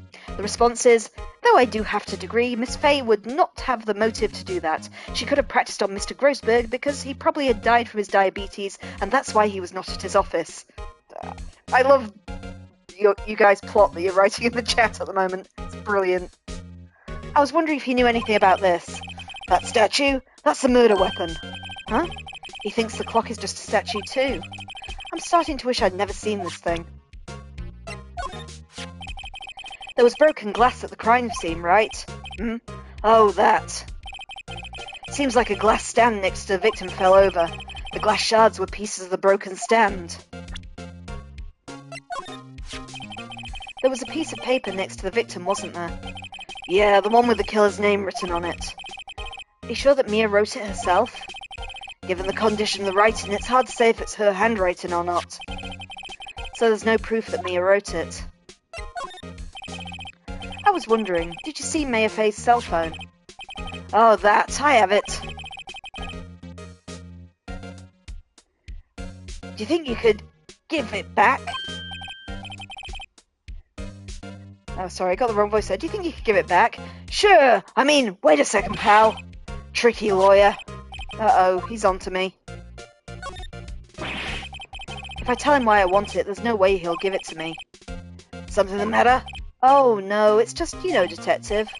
Nope, I know nothing, pal. That cell phone has a lot of numbers on it, like her boyfriend's. The cell phone holds all the little girl's sweetest and spiciest secrets. You're trying to confuse me. Sorry, pal, I already checked out all the numbers in the memory. Impressive. You're quite the detective. Uh-huh. Oh, here. You can have the phone back. There weren't any suspicious call records on there after all. Seems you didn't notice the recorded conversation. So we now have the cell phone that has the conversation between Mia and Maya on it. Check the court record to hear the recorded conversation. Okay, let's see if it was the one at the start. Yeah, it's the same one that we heard right at the start, where she talked about putting some papers inside the thinker and asked her to come and collect it.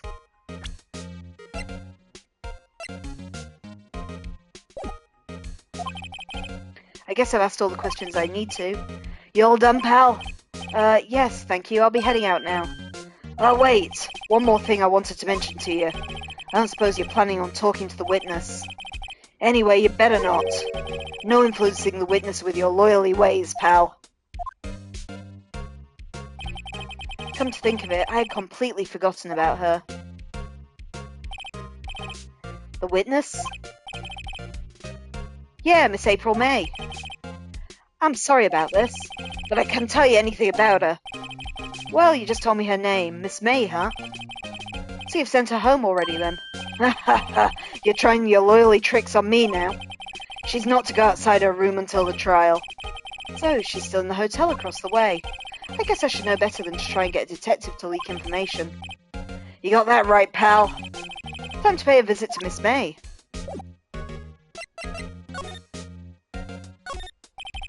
Mia's favourite potted plant. I remember that this one had a bizarre name that no one could even remember. Cordeline Stricter, pal. Who was that? The sky is blue and so am I. There's that hotel right across the way. An old movie poster.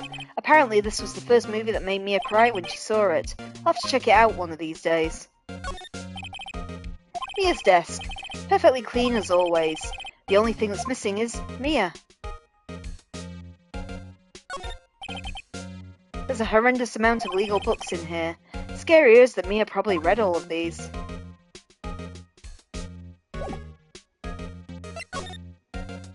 Okay, I guess we're going to the Gatewater Hotel then.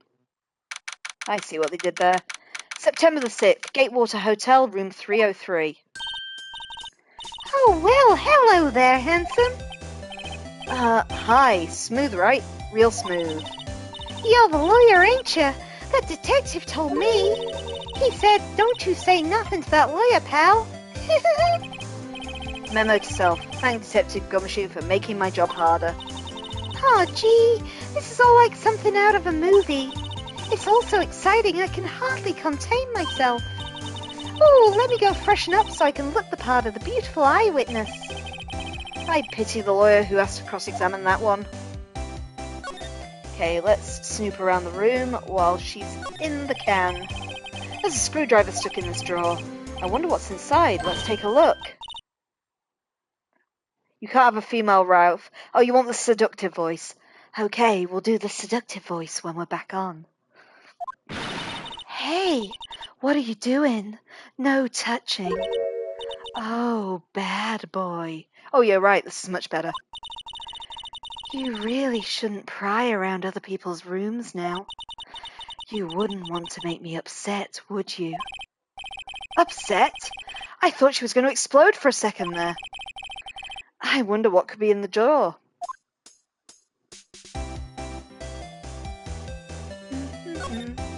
Let's continue snooping. No clues here. The late summer sunlight streams through the window. There's the Fay & Co. Law Officers building, of course. You can see the inside of the room pretty clearly from here. I think it would be a little different to recognise the faces from this difference, though.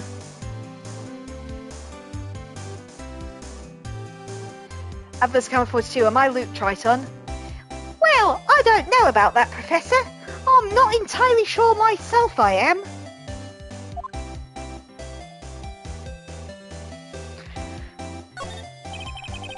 A bottle and 2 glasses are on the table. Somebody must be staying with her. Okay, so she's got a birdie. Ah, still seen painting. Wait, should that be still life? Whatever one of those is hanging on the wall. The flowers are fake as expected. I know sunflowers and tulips, but that's about the extent of my floral knowledge.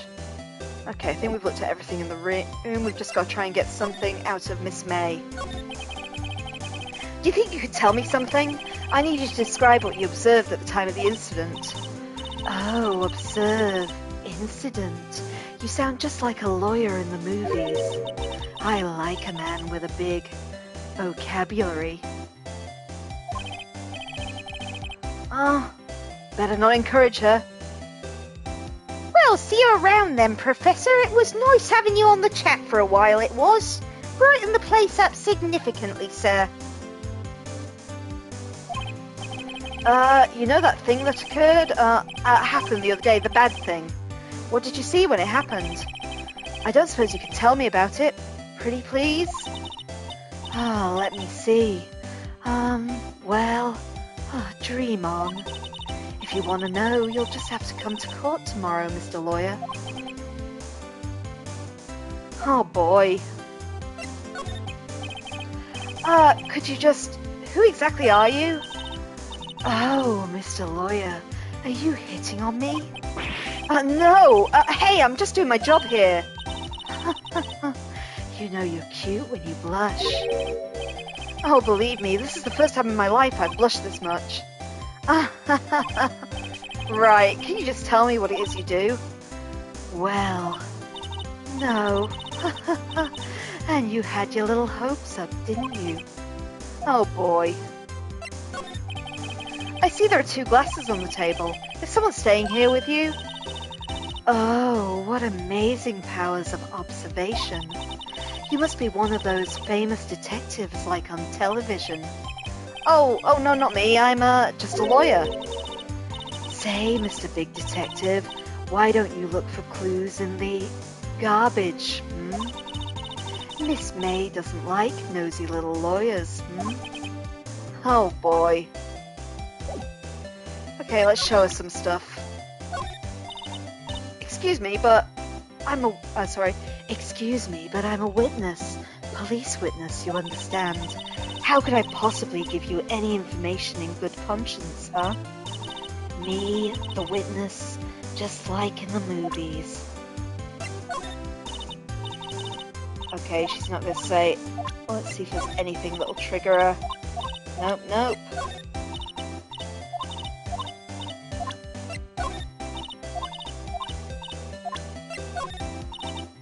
Now we got nothing that'll trigger her. So I guess it's time. We've moved, we've talked, we'll move. Let's go and see if Mr. Grossberg will talk to us yet. Seems like Mr. Grossberg is out. Or maybe we should just wait here for him to come back. If that wasn't the most over-the-top clearing of a throat I've ever heard. So you're the one who they say has been looking for me. Yeah, that's me. He looks even grander than I imagined. That badge on your collar. So you're a lawyer, are you now? Yes. And what do you want? I'm not particularly busy these days. Please proceed. Not busy? Then how come no one could get in touch with you? Something the matter? You came to see the one and only Marvin Grossberg, did you not? Well, here I am, boy. What did you want? Out with it.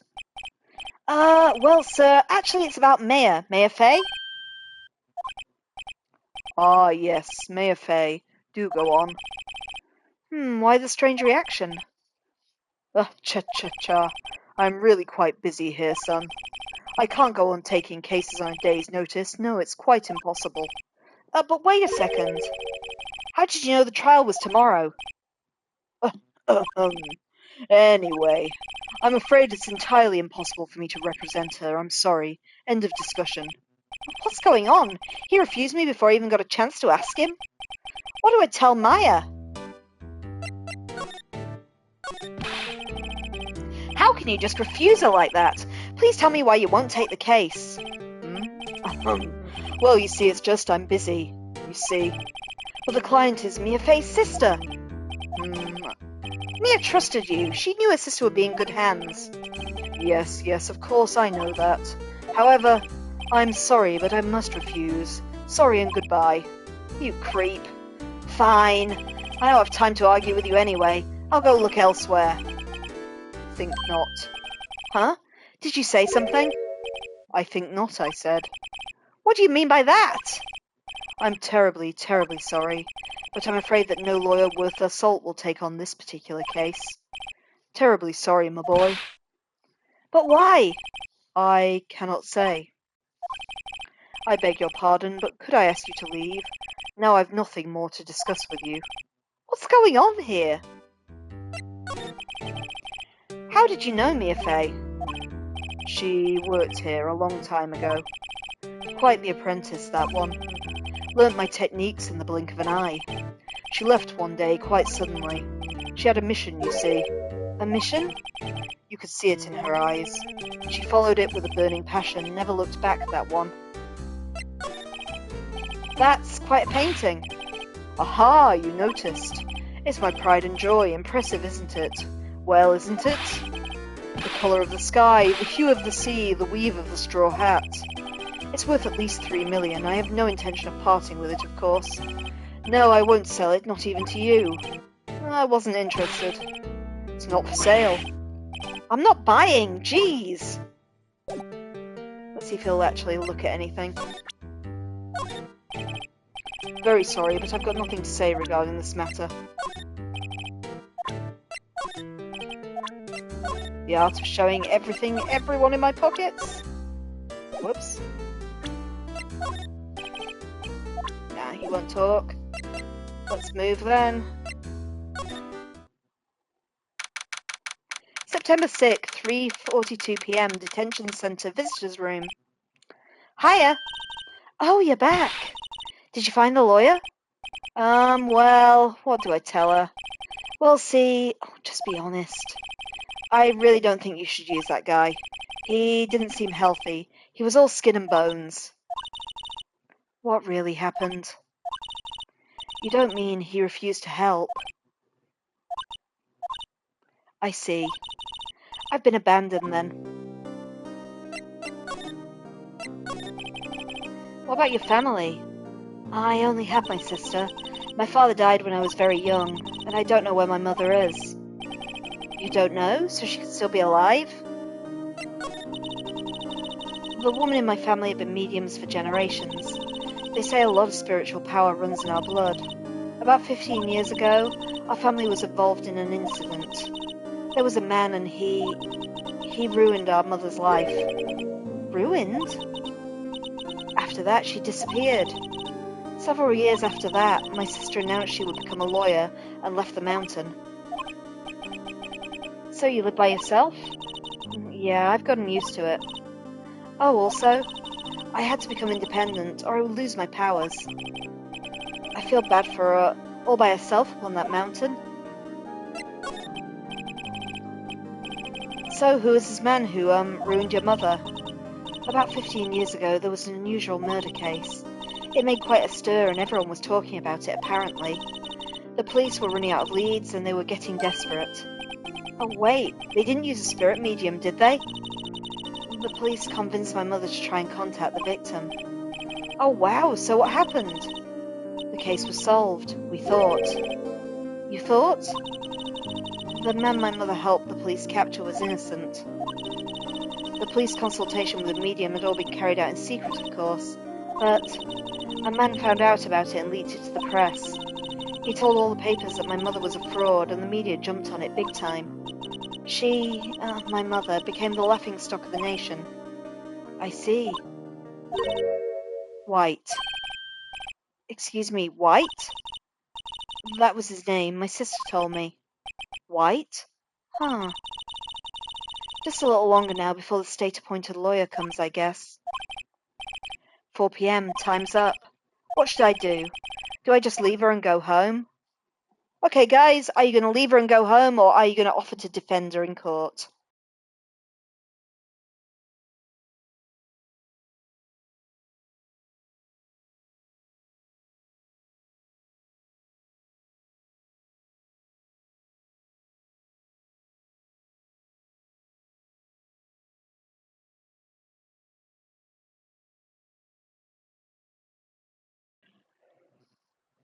Oh, you're being kind this time, guys. Okay, let's defend her. I've made up my mind. I'm going to defend you whether you want me to or not. Why? Why? Well, I can't abandon you. No one is as sad as a person without any friends. I know, I've been there a long time ago. Why did I become a lawyer in the first place? because someone has to look out for the people who have no one on their side.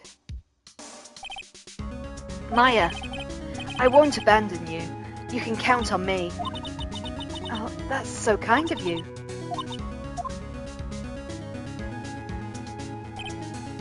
Well, let's fight this one and get you out of here. Right, thank you. Phew, she smiled at last. She looks like an entirely different person. One last question. You are innocent, right? Yes, and I trust you. So you trust me too, okay? It's a deal. So, what next? There's something that's been bugging me. Just what was inside that strange woman's drawer? It was when I tried to look in the drawer that she got all defensive. There has to be something in there. Right, so I guess we've got somewhere to go. Let's go back to the Gatewater. Oh, good afternoon, sir. Excuse me, you are? Ah, I beg your pardon, sir. I am the bellboy of this establishment, at your service, sir. Oh, right. I've just come up to deliver room service, sir. You do know where Miss May might be? I believe our guest Miss May is currently using the, facilities. If you've no need of anything, I'll be taking my leave. Please, stay as long as you like. Enjoy. Yeah. Wait, no, hey! Why does it seem like every time I come in here I end up embarrassing myself? Wait, now's my chance to snoop around a bit. I almost forgot. Ah! You came back quick! Might I ask you to inform Miss May that there is a message for her? Please tell her that Mr. White of Blue Corp phoned. Oh, right, sure. Mr. White of Blue Corp? Where have I heard that name? White. That was his name. My sister told me. White was the name of the guy who ruined Mia and Maya's mother. Could it be a coincidence? There's a screwdriver sticking out of that half-open drawer. Now's my chance to see what's inside. And what do we have here? A wiretap? What would a woman like her be doing with a thing like this? A wiretap found in Miss May's hotel room was added to the court record. There's definitely something suspicious about this Miss May. Why would she have something like this in her hotel room? Laura's remembered that someone fecked with the screws in the phone, back in Maya's office. I forgot the word for the officer, but yes, well remembered. Could it be a coincidence? We have a screwdriver, a wiretap, and a tampered phone. Let's remember that when we get to court. There's a story behind all this, I know it. Alright, I'll be using this bit of evidence in tomorrow's trial, that's for sure. For Maya's sake. I'll get to this woman's bottom. Oh, wait, you know what I mean. Oh, bellboy, still there? Uh-oh, time to scram. I look forward to tangoing with you tomorrow, Miss May. In court. Giggity. Indeed. Right, let's head to court. Before we do anything in the trial, though, we'll just review the court record, just so you guys try and remember the descriptions on the items this time, so you can pick out contradictions for me. Or you can get it wrong and I'll laugh at you. Either way works.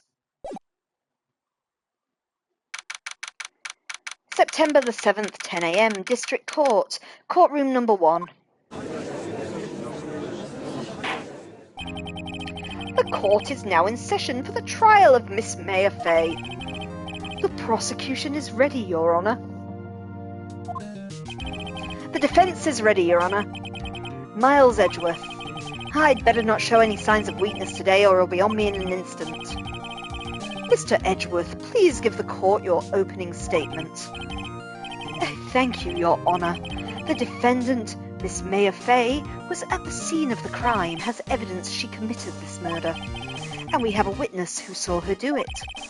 The prosecution sees no reason to doubt the facts of this case, Your Honour. I see. Well, thank you, Mr. Edgeworth. Let us begin, then. If we may call our first witness, Your Honour. The prosecution calls the chief officer at the scene, Detective Gumshoe. Witness, please state your name and profession to the court. Sir, my name's Dick Gumshoe, sir. I'm the detective in charge of homicides down at the precinct, sir. Detective Gumshoe, please describe for us the details of this murder. Very well, sir. Let me use this floor map of the office to explain. The body was found by this window here. And the cause of death? Loss of blood due to being struck by a blunt object, sir. The murder weapon was a statue of the thinker found next to the body, sir. It was heavy enough to be a deadly weapon, even in a girl's hands, sir. The court accepts the statue as evidence. They're still calling it a statue. The floor plans of the murder scene, the Fay and Co. law officers have been added to the court record. Now, Detective. Yes, sir. You immediately arrested Miss Maya Fay, who was found at the scene, correct? Can you tell me why? Yes, sir. I had hard evidence she did it, sir. Detective Gumshoe, please testify to the court about this hard evidence.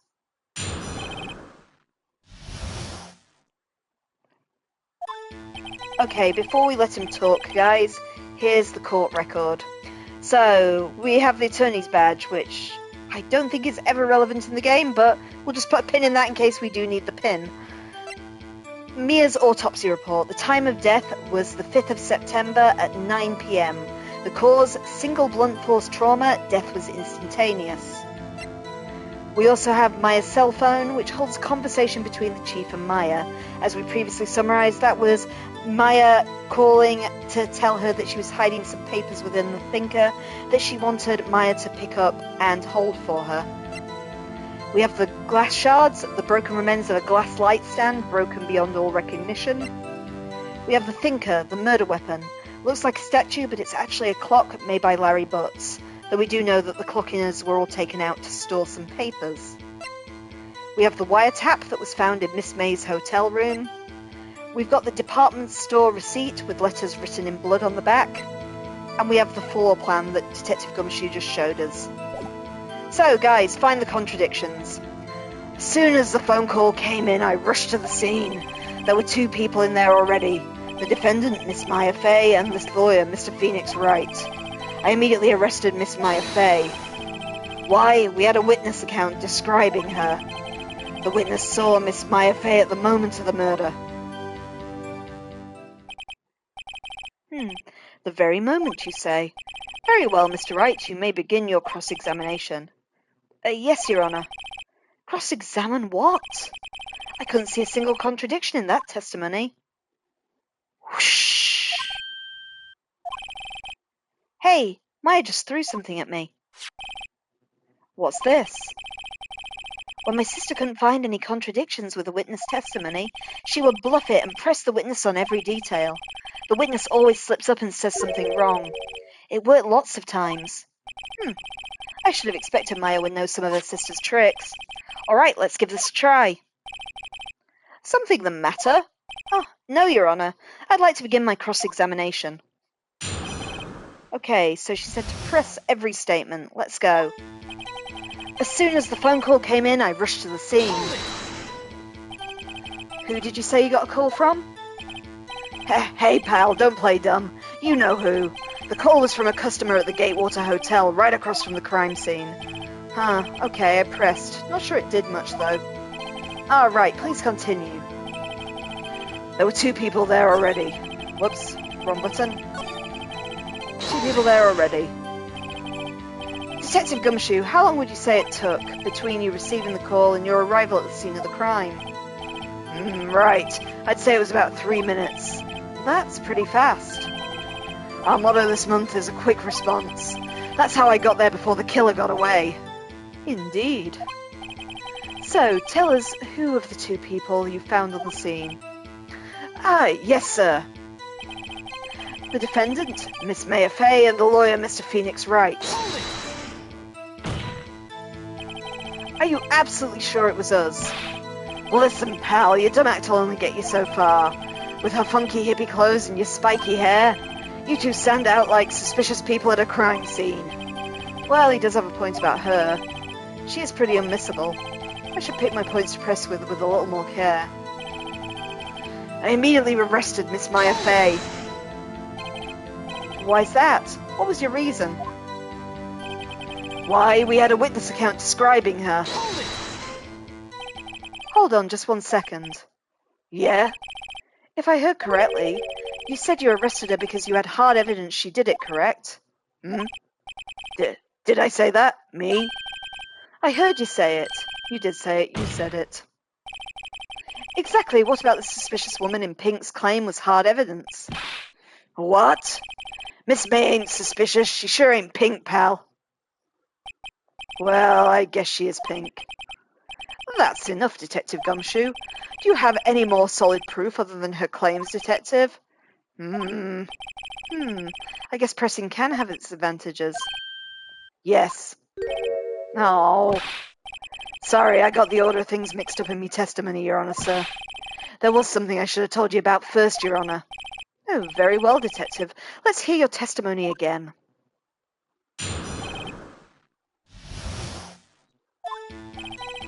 After securing the suspect, I examined the scene of the crime with my own eyes. I found a memo written on a piece of paper next to the victim's body. On it, the word Maya was written clearly in blood. Lab test results show the blood was the victim's. Also, there was blood found on the victim's finger. Before she died, the victim wrote the killer's name. How'd you like that? That's my hard evidence. Before we begin cross-examination, I have a question for you, Detective.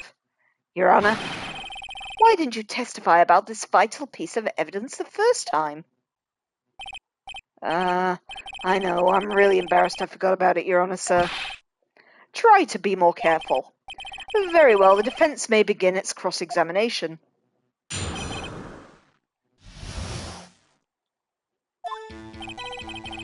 After securing the suspect, I examined the scene of the crime with my own eyes. And did you find any evidence? Now, don't jump the gun on me, pal. Just listen, I'm getting to the good part. I got a bad feeling about this. I found a memo written on a piece of paper next to the victim's body. On it, the word Maya was written clearly in blood. Lab test results show that the blood was the victim's. Also, there was blood found on the victim's finger. Before she died, the victim wrote the killer's name. That's his whole testimony? Okay, there has to be a contradiction in there somewhere. Let's find it. I think I forgot to press someone there. Let's do some pressing. Just because you found it next to the body doesn't mean the victim wrote it. Oh, then who did write it, Smarty Pants? Who? The killer. Anyone can see that. You're saying the killer wrote her own name? Buddy, please. She was framed. Hold on. If that is the case, then where is your evidence?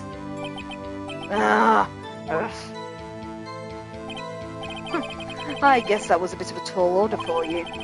Those without evidence shouldn't open their mouths, Mr. Wright. Yeah, pal. Well, Detective, tell us what was written on that memo you found. On it was the word Maya written clearly in blood. Whoops. Do you have proof it was Mia who wrote that? Of course I do, pal. Uh-oh, you sounded pretty confident. This might not be good. Lab test results showed the blood was the victim's. What kind of tests were these again? What kind? Well, I hear they take the, little bits in the blood and the, hemoglobins, hermogoblin boblins. I refuse to testify on this matter, pal. I'm no expert on blood tests. Yes, that was quite clear. You may continue with your testimony. Thanks, pal. I mean, Your Honour, sir. Detective Gumshoe. Yes. I look forward to your next evaluation, as should you. Oh, that was a mess. Right, where was I? Also, there was blood found on the victim's finger. On which hand was the bloody finger, Detective? The right hand. she was right-handed. Nice try. Uh-oh.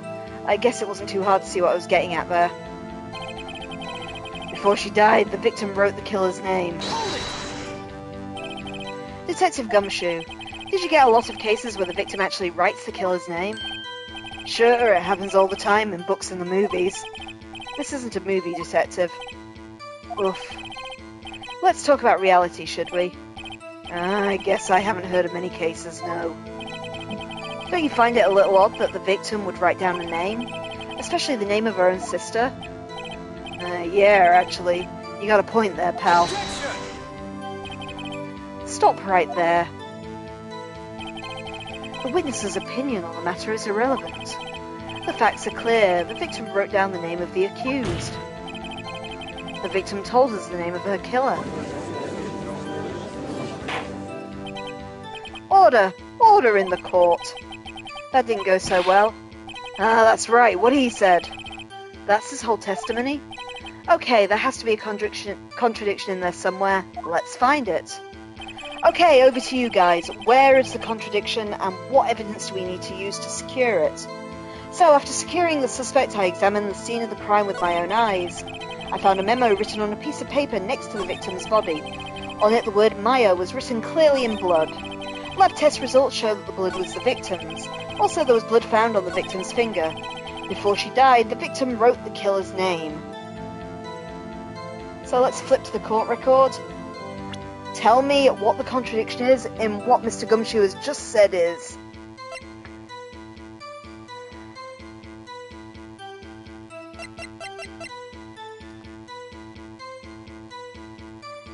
Do you think it's the writing?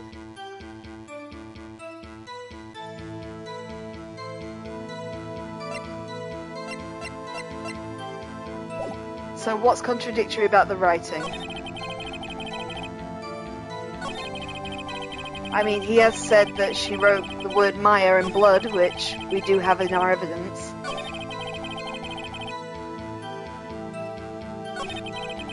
Oh, I see. You point out the fact that the other woman is called April May. So it might not be Maya's name, it may be May's name. May, like April May. Oh, I see the logic. So if you think that's the case, what do you want to press it against? Which statement do you think is incorrect? You don't know. Info, you got any ideas?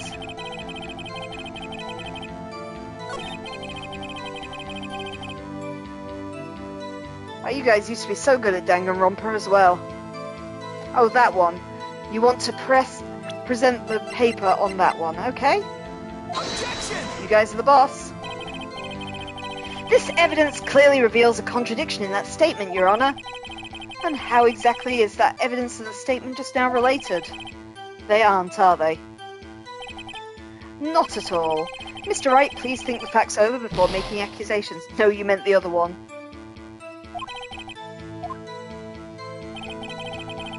Okay then, what did you want to press on what?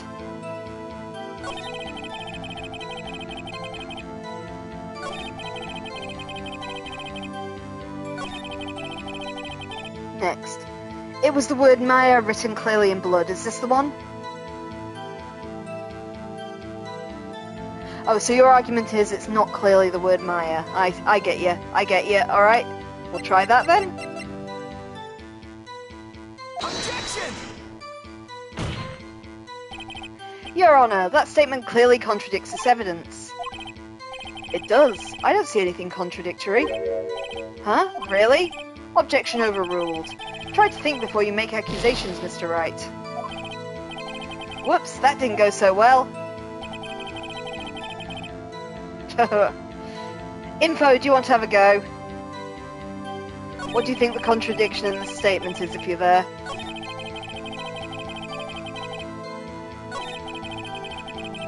I gotta admit, guys, I did kind of give you this one earlier, because I remembered that this was a contradiction. I don't remember a lot of this game, it's been many years since I played it, but I did remember one thing and the evidence we saw earlier.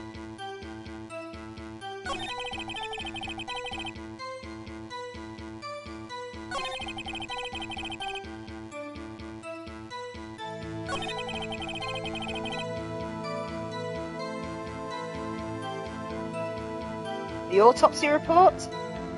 Yeah, I think you're getting somewhere, Info. What about the autopsy report? Whoops, I just skipped too far.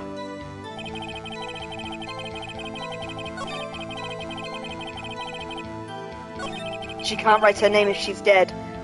Good work, Info. I think Laura got there too at the same time. Let's go. Let's just get to the right statement. Before she died, the victim wrote the killer's name. So we will present the autopsy report. Detective Gumshoe, there's one thing I want you to clarify for me here. You say that the victim, Mia Fey, wrote this note, that she was accusing the defendant, Maya Fey. Is that really what you're saying? What? This isn't one of those lawyer tricks now, is it? Of course she wrote it. Who else could have? You have it backwards, Detective. Backwards? The victim is not the only person who could The victim is the only one person who absolutely could not have written it. This is a report from your department, Detective. Immediate death due to a blow from a blunt object. She died immediately. But... No butting your way out of this one, Detective.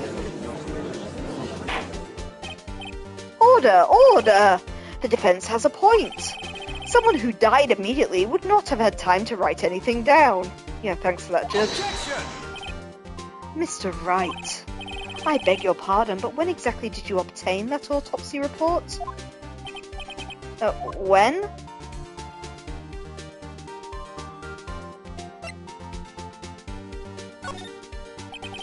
It was the day after the murder. The prosecution's point being... That autopsy report is outdated, Your Honour. What? A second autopsy was performed yesterday at my request. Death was almost immediate due to a blow from a blunt object. But there was a possibility that the victim lived for several minutes after the blow. I received these results this morning. No way! Your Honour, it's quite easy to imagine that the victim did have time to write Maya. That is all. Oh, I see. Oh, damn you, Edgeworth. I should have known you'd have something up your sleeve. Why, Mr. Wright, you look so shocked. Something you wanted to say?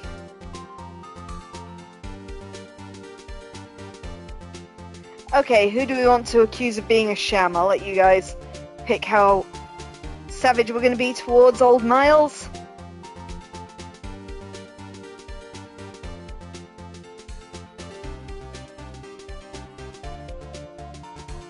The detective is a sham. Poor old precious Gumshoe. Detective Gumshoe, you're a sham. How could you give me a faulty report? I thought... Detective Gumshoe? I'm disappointed in you, handing him the wrong report like that. I'm sorry, sir. You are at fault, Detective. This isn't going to look good on your evaluation next month. What? But... Oh... Your Honour, I submit this report to the court. Understood. The court accepts the evidence. So, our updated autopsy report is died from a blow by a blunt object, may have lived for a few minutes after being hit. Well, Your Honour, the evidence strongly suggests that the victim was identifying the killer. I suppose that's the obvious conclusion, yes. Oh darn, this isn't good.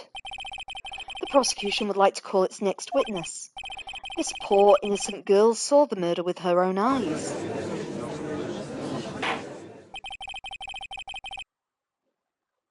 Let the witness, Miss April May, take the stand. Exactly what part of her is innocent?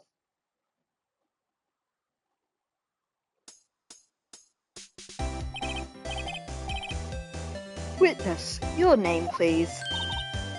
April May, at your service. Wink.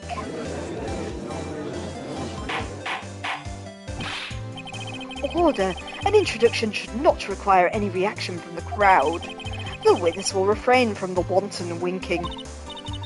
Oh, yes, Your Honour. This is not good. She's already captured the heart of every man in this courtroom. Tell us, where were you on the night of September the 5th when the murder occurred? Oh, gee, I was in my hotel room. I checked in right after lunch.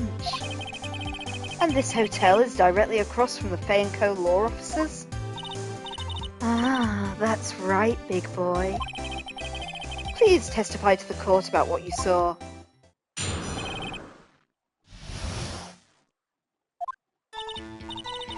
It was 9 o'clock at night. I looked out of the window, and then, I saw a woman with long hair being attacked. The one attacking her was that mousy girl sitting in the defendant's chair. And then the woman, dodged to one side and ran away. But that girl, she got up to her and she hit her. Then the woman with the long hair, she kinda slumped. The end. That's all I saw. Every little bitsy, witsy wink.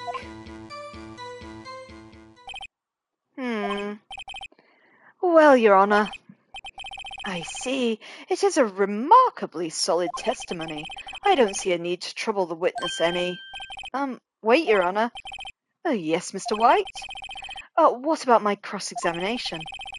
I thought the witness's testimony right now was quite firm, didn't you? Mr. Wright, I understand you were Mia Fey's understudy, were you not? You must know her techniques well. Her cowardly way of finding tiny faults in perfectly good testimonies. Hey, how dare you? Well, Mr. Wright, will you cross-examine the witness?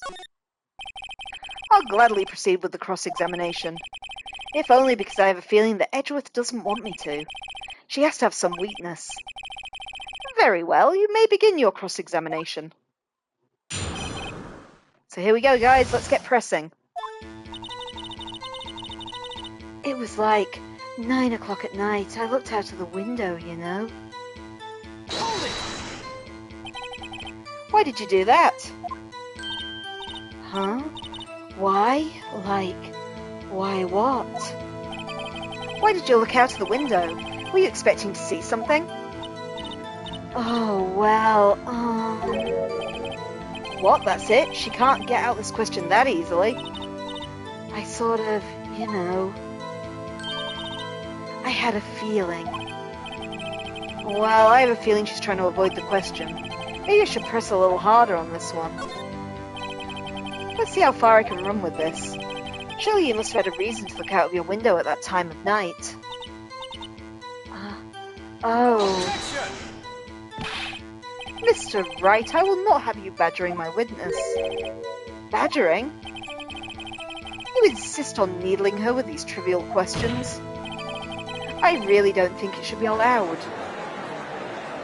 Yeah, stop him! The poor girl! Order! Mr. Wright, you have been warned. The poor girl? What about poor me? You looked out the window, and what did you see next? And then, I saw a woman with long hair being attacked. Hold it! The woman with long hair? That was Mia Fey. Slender, sort of. Well, some people may say pretty if that's your thing. Your thing? And the person attacking her. The one attacking her was the mousy girl sitting in the defendant's chair. How do you know she was a defendant? Well, she had a girlish physique. Women know these things. Look, I just know, okay? There was only one person at the scene of a crime with a short, girlish figure. The testimony is bulletproof, Your Honor. He is right. Hold on a minute. That testimony stinks. What? Miss May, I'm willing to bet that. Did you really see the defendants at all?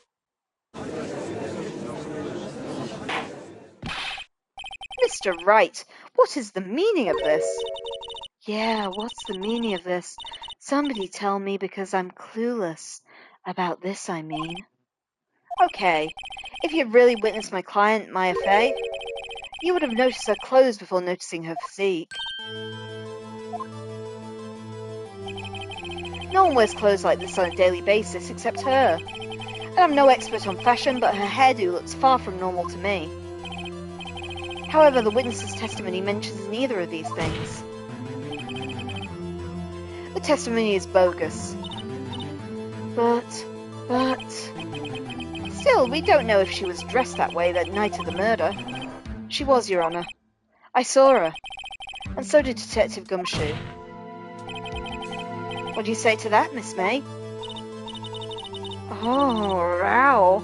Oh, what are you trying to say, you mean lawyer? I saw what I saw. I just didn't think of all the trifling little details were necessary, darling. Miss May, the court would like to remind you to please omit nothing from your testimony. I'm sorry, Your Honour. I'll be a good girl, I promise. Wink. Your testimony again, if you would. Oh, damn, I almost had her. Okay, we're going again. I did see everything, I did. The victim, the woman, dodged the first attack and ran off to the right. Then the girl in the hippie clothes ran after her. And she hit her with that weapon. I saw it, I did. That clock, the statuary clock, the thinker, I think. Well, does the accuracy of my report not startle you? Tee-hee. I see. I only wish you had been so detailed from the beginning. Please begin the cross-examination. Okay, guys, I think I can see the contradiction this time. Have you guys got it? So I'll start pressing. Tell me when you see something sus. I did it. I did see anything. So, you saw me too, then? Of course. I'd remember that spiky hair anywhere. Spiky? The witness will refrain from personal attacks on the defense attorney.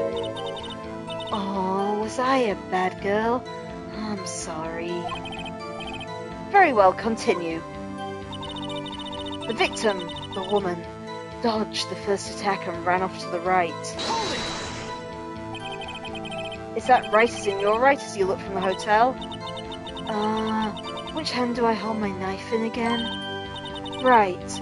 It was my right hand, right. Satisfied, Mr. Wright? Please continue. Then the girl in the hippie clothes ran after her. How convenient for you to remember her hippie clothes. That's what that's what she was wearing. Oh, and her hair was all done up like a bun. What happened then?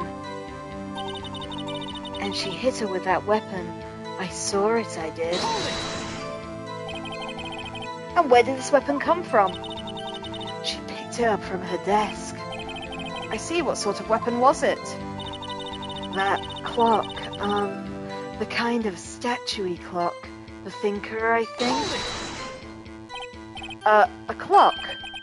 Didn't this come up in another testimony recently? Well, don't look so sour, Mr. Lawyer. You can't win them all. No, but I have a feeling I'm onto something now. Okay, that was the last one. What's the contradiction, kid?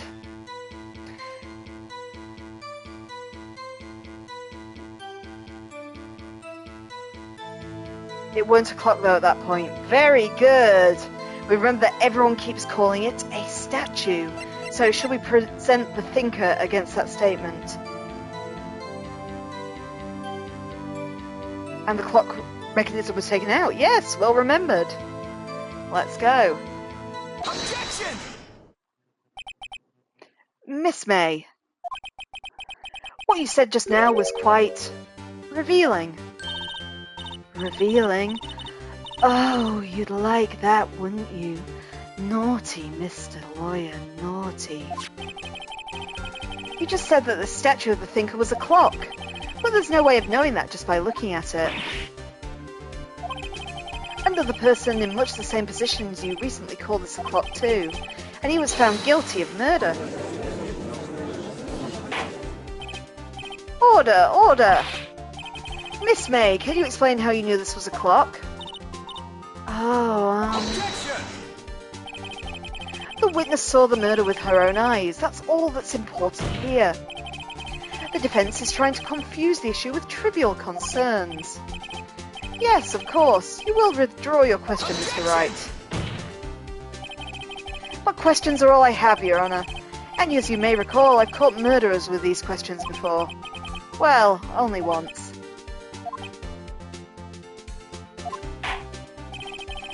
Objection sustained. You may continue to question the witness. Oh, phew, that was close. If you'd stopped me there, the trial would be over. Ah, what? So what happens now? What happens now is you answer my question. How did you know it was a clock? What? That's... Oh, it's because I heard it. Yes, I heard it say the time. So you've been to the law offices of Fay & Co. Oh no. Oh hey, I didn't say that. Why would I go there? I heard it from my hotel room. The law offices of Fay & Co, where the murder took place, are very close to this hotel. She could have easily heard the clock. Well, Mr. Wright, are you satisfied? No, Your Honour. I can't give up now. I'm not satisfied because... Okay, guys? Because it wasn't a clock. Very good, Laura's already shouting it. She couldn't have heard it, or it couldn't have rung. I guess as it wasn't a clock, we're going with it couldn't have rung. Your Honour, members of the court, it's inconceivable that the clock in question rang. Because it's empty. That clock is missing its clockwork. Very good, Laura, you got this one. You're on a roll. But how could you possibly... Oh, just take a look at it right now. Oh! See anything interesting, Your Honour? It's as the defence says. This clock is missing its clockwork. It's quite empty. Mr. Wright, would you care to explain the meaning of this to the court? It's as you can see. The clock was empty. It couldn't have rung. Therefore, this witness is a big fat liar. Fat? Well, Miss May? Tisk tisk. Quite the show you've put on for us, Mr. Wright. He knew the clock was empty. Somehow he knew. I am afraid you've forgotten one thing, however. Indeed, the clock is empty, as you say, it can't ring. However, we must ask, when was the clockwork removed? If it was after the witness heard the clock, then there are no contradictions. This is true, that is the possibility. The clock might have been emptied after she heard it. And that's exactly what happened, Your Honour. Well, Mr. Wright, care to prove whether the clockwork was removed? Oh, impossible, of course. I have proof. What? Oh, wasn't it you who told me proof is everything? Well, I was listening. And now I'll show you the proof you like so much. The evidence that proves that when this clockwork was removed was... Can you remember what evidence we had that proved that the clockwork had been removed, guys?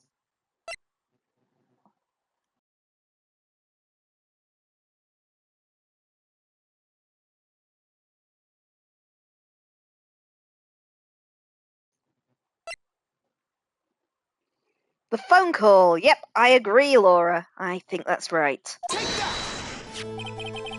Take a look at this. That's a very cute cell phone. Oh, you have a girly phone. Wait, this isn't my phone. Listen, this is the defendant's cell phone and it contains a recording. A recording of a conversation she had with the victim on the day of the murder. Order, order. The defendant's cell phone. This wasn't brought to my attention. Perhaps Detective Gumshoe overlooked it. The good detective had better remember he's up for evaluation soon. I gotta say, I'm starting to feel bad for the big fella. Let's hear the conversation. So you just want me to hold on to the thinker for you then? If you could. I should probably tell you that the clock isn't talking right now. Huh? It's not working? That's so lame. I had to take the clockwork out, sorry. September 5th, 9:27 a.m. Your Honour, I think this makes it clear that the clockwork was already gone by the time this was recorded. Which was well before the witness even arrived in her hotel. Well, Miss May, would you care to explain this to the court? Just how did you know that the weapon was a clock? Well, isn't it obvious? I saw the clock before. What store was it again? I go to so many. Oopsie, I forgot. Wink. So the witness had seen it before, that would make sense. Does the defence have any objections, Mr. Wright? The witness claims she had seen it before, but this directly contradicts a piece of evidence already submitted to this court. Oh well then, let's see it. Please produce this evidence that will prove the witness had never seen the clock before. What do you think, guys?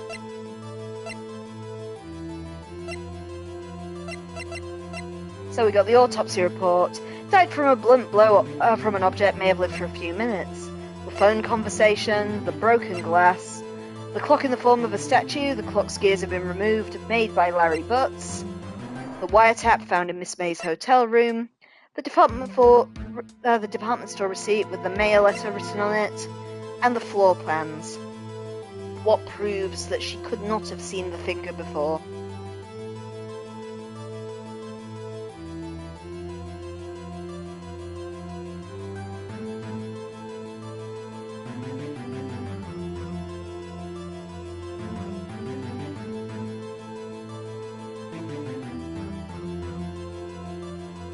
Anyone got an idea, or is this one mine?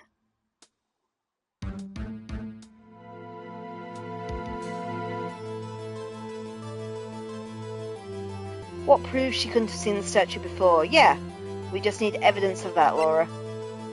You can't answer a question with a question by repeating what I've just said.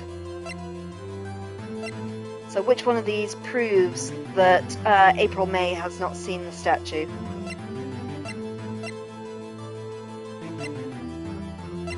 So we've got the autopsy report, we've got the phone conversation, we've got the broken glass from the light stand, the thinker as made by Larry Butts, the wiretap, the receipt, or the floor plans. You're doing so well as well, Laura. And you've got the evidence right here. Clarifying. You mean if she was in the room, she must have done? Yeah, but she would have had to have been in the room like the previous day at least, because the clockwork was removed at least 12 hours before the crime. I was just popped up saying someone has subbed. Whoever you are, thank you very much. Unfortunately, my dashboard doesn't tell me who subbed, but it's always grateful for that.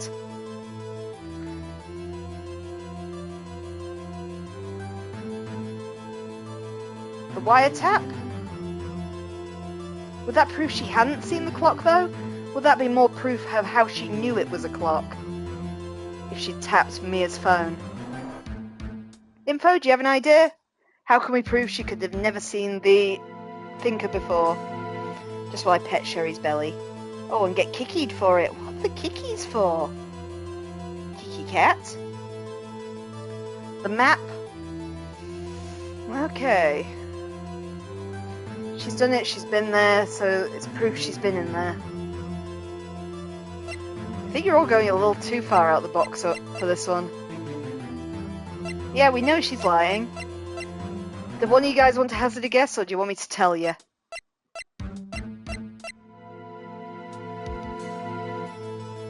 You don't know. The Thinker was handmade by Larry Butts, so she's never seen it in a shop. It's simple. This clock was never in any store ever. What? A friend of mine made that clock. Only 2 exist in the world. And the one that isn't here is in police custody. Impossible. Everything is sold in stores.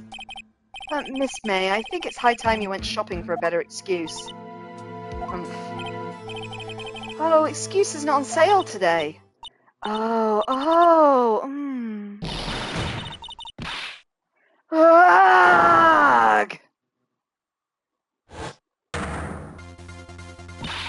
Okay, guys, we got her on the rope. Let's go. What's it to you, porcupine head? That stupid clock don't matter, okay? She did it, and she should die for it. Die!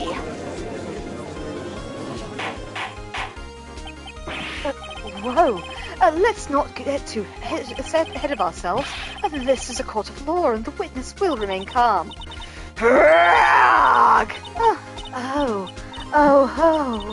Oh, silly me. Did I, lose it? I guess I did, wink. Oh, scary. Miss May, let me ask. Tell me, how did you know the weapon was a clock? Oh dear. Does the defense have an opinion on this behavior? Okay, this is it. Yes, Your Honor, allow me to explain how I see the truth of the matter. Miss April May, you knew the weapon was a clock because she had held it before or she had heard about it. What do we think, guys? This is the final pursuit for this one. When we've got Miss May down, we will stop for the evening, but you have very nearly got her. Info saying that heard... Laura's shouting the same thing. Yeah, you guys see it now. The witness has never held the clock in her hand. However, she had heard that it was a clock. She'd heard? That's correct, Your Honor. There's no other way she could have known the Thinker was a clock. And I can show you the proof. Oh, well, this is interesting. Let's see it then. Show me evidence proving the witness had heard the murder weapon was a clock. And Laura's already shouted it in the chat, so I'll let you have the wiretap. Have a look at this. That! I found this in Miss May's room. Mr. Wright, please explain to the court what this is. Miss April May, you were tapping the victim, Miss Mia Fay's phone, were you not? Your Honour, this is irrelevant. I'm not entirely sure it is. Objection overruled. It troubles me that our witness was in possession of a wiretap. This is outrageous. Does the defence truly claim that the witness was tapping her phone? Absolutely. Even if that were the case, which it is not, you still have to prove one thing. Did the victim ever say the weapon was a clock on the phone? Can you prove that? I think not. Oh yeah, I think I can. It's simple. What? Here's my proof. The proof that the victim said on the phone that the weapon was a clock is... Can we all remember where it was said? I think this may be your final one for this trial.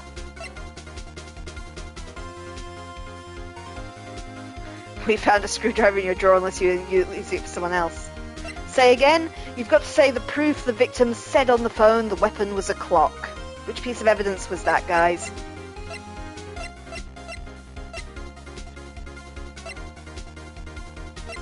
I mean, there is only really one thing here it could be.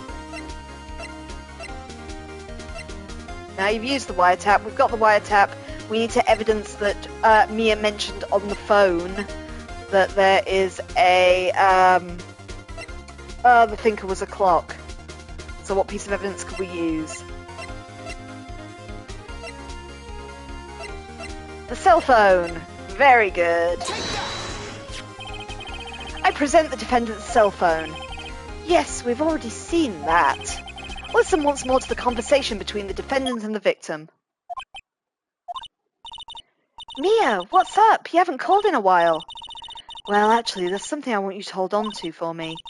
Again? What is it this time? It's a clock. It's made to look like that statue, the thinker, and it tells you the time.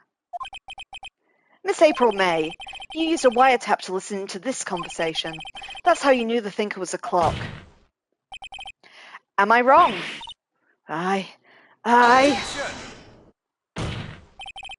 Your Honour, this is ridiculous. Your Honour, look at the witness's face. Does she seem amused to you? The defence demands an answer. Witness, answer the question. Did you tap her phone? Miss May. Shut up, all of you. What gives you the right to talk to me like that? You lawyer?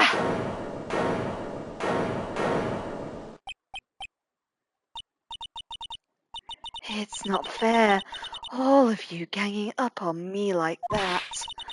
Oh, so I'm the bad girl. Is that it? Is that it? Oh, that did it. The court's seen the real Miss April May now. Now to deal the final blow.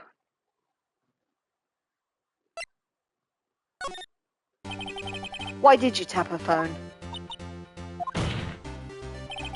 Answer the question. Do I have to? Isn't this a murder trial? Isn't tippy-tapping, irrelevant? She's saying exactly what Edgeworth wants her to say. Miss May, you were tapping the victim's phone. I hardly call that irrelevant. While this court does not condone the defence's tone of voice, he does have a point. Well, Miss May, do you have an explanation for the court? Can you prove you had nothing to do with this murder, even though you tapped her phone? I'd like to see her pull that off. Mr. Lawyer, I saw that evil grin. You were probably thinking I'd like to see her pull that off, weren't you? Oh, damn, she's good. Well, you're not the first man who's thought that. And of course, I can and will. You can't be serious. No way. Way, I say, way. Oh, and I assure you I'm serious, Mr. Lawyer. Okay, so the killing happened around 9 o'clock at night. Why, that's just when I was getting room service from that sweet bellboy. Room service? Iced coffee, I believe it was. Iced coffee, you know, like normal coffee, but cold. If you don't drink it quick, the ice melts and then you have regular cold coffee. Iced coffee? Think I'm making this up? Just ask the bellboy, wink. Ergo, the witness was not on the scene at the time of the murder. So, where does that leave us? It's my great displeasure to inform you that the witness appears to have been tapping the victim's telephone. However, that is a separate crime with no bearing on the current case whatsoever. Her testimony stands. She saw the defendant, Maya Fay, commit murder. No, they're going to let her just walk away? There's no way I can win this unless I tie Miss May to the murder somehow. Well, does the defense have anything to say? Well, come on, think of something. So, Laura's just screamed, call the bellboy to the stand, and we have that as an option, so let's go. The defense would like to call the hotel bellboy as a witness. There's something suspicious here, and I'm going to get to the bottom of it. I think you've sunken quite low enough already. Objection! I object to calling the bellboy. Why? What's your reason? Because I hold the wiretapping that hold nothing to do with the killing. However, if you agree to one condition, I will consent to calling this witness. Condition? If Miss April May's alibi is not called into question after you examine the bellboy, then you will recognise that Miss April May was not the killer, thus she is innocent. And thereby you must also accept the verdict of guilty for Miss Maya Fay. That is my condition. What? I'd better find something suspicious in that bellboy's testimony. Otherwise, Mayor will be declared guilty on the spot. What should I do? All right, I've got nothing to lose except for, well, everything. Understood, I accept your condition. Fool, you fell right into my trap. Uh-oh. Oh, wait. Very well. The court calls the hotel bellboy to the stand.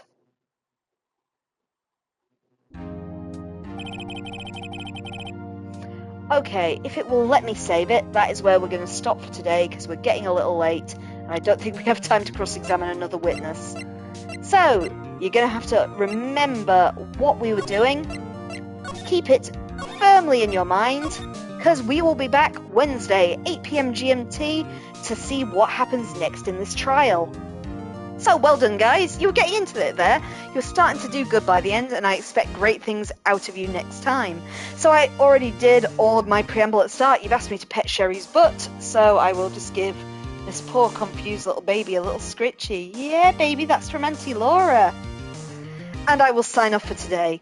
So, hope to see you again. We'll possibly be online tomorrow for some more Cult of the Lamb Woolhaven, but if you want to see what happens next in episode 2, Turnabout Sisters of Phoenix Wright Ace Attorney, it will be Wednesday, 8 p.m. GMT. So take care everyone, good night, and enjoy the rest of your week. Bye bye now.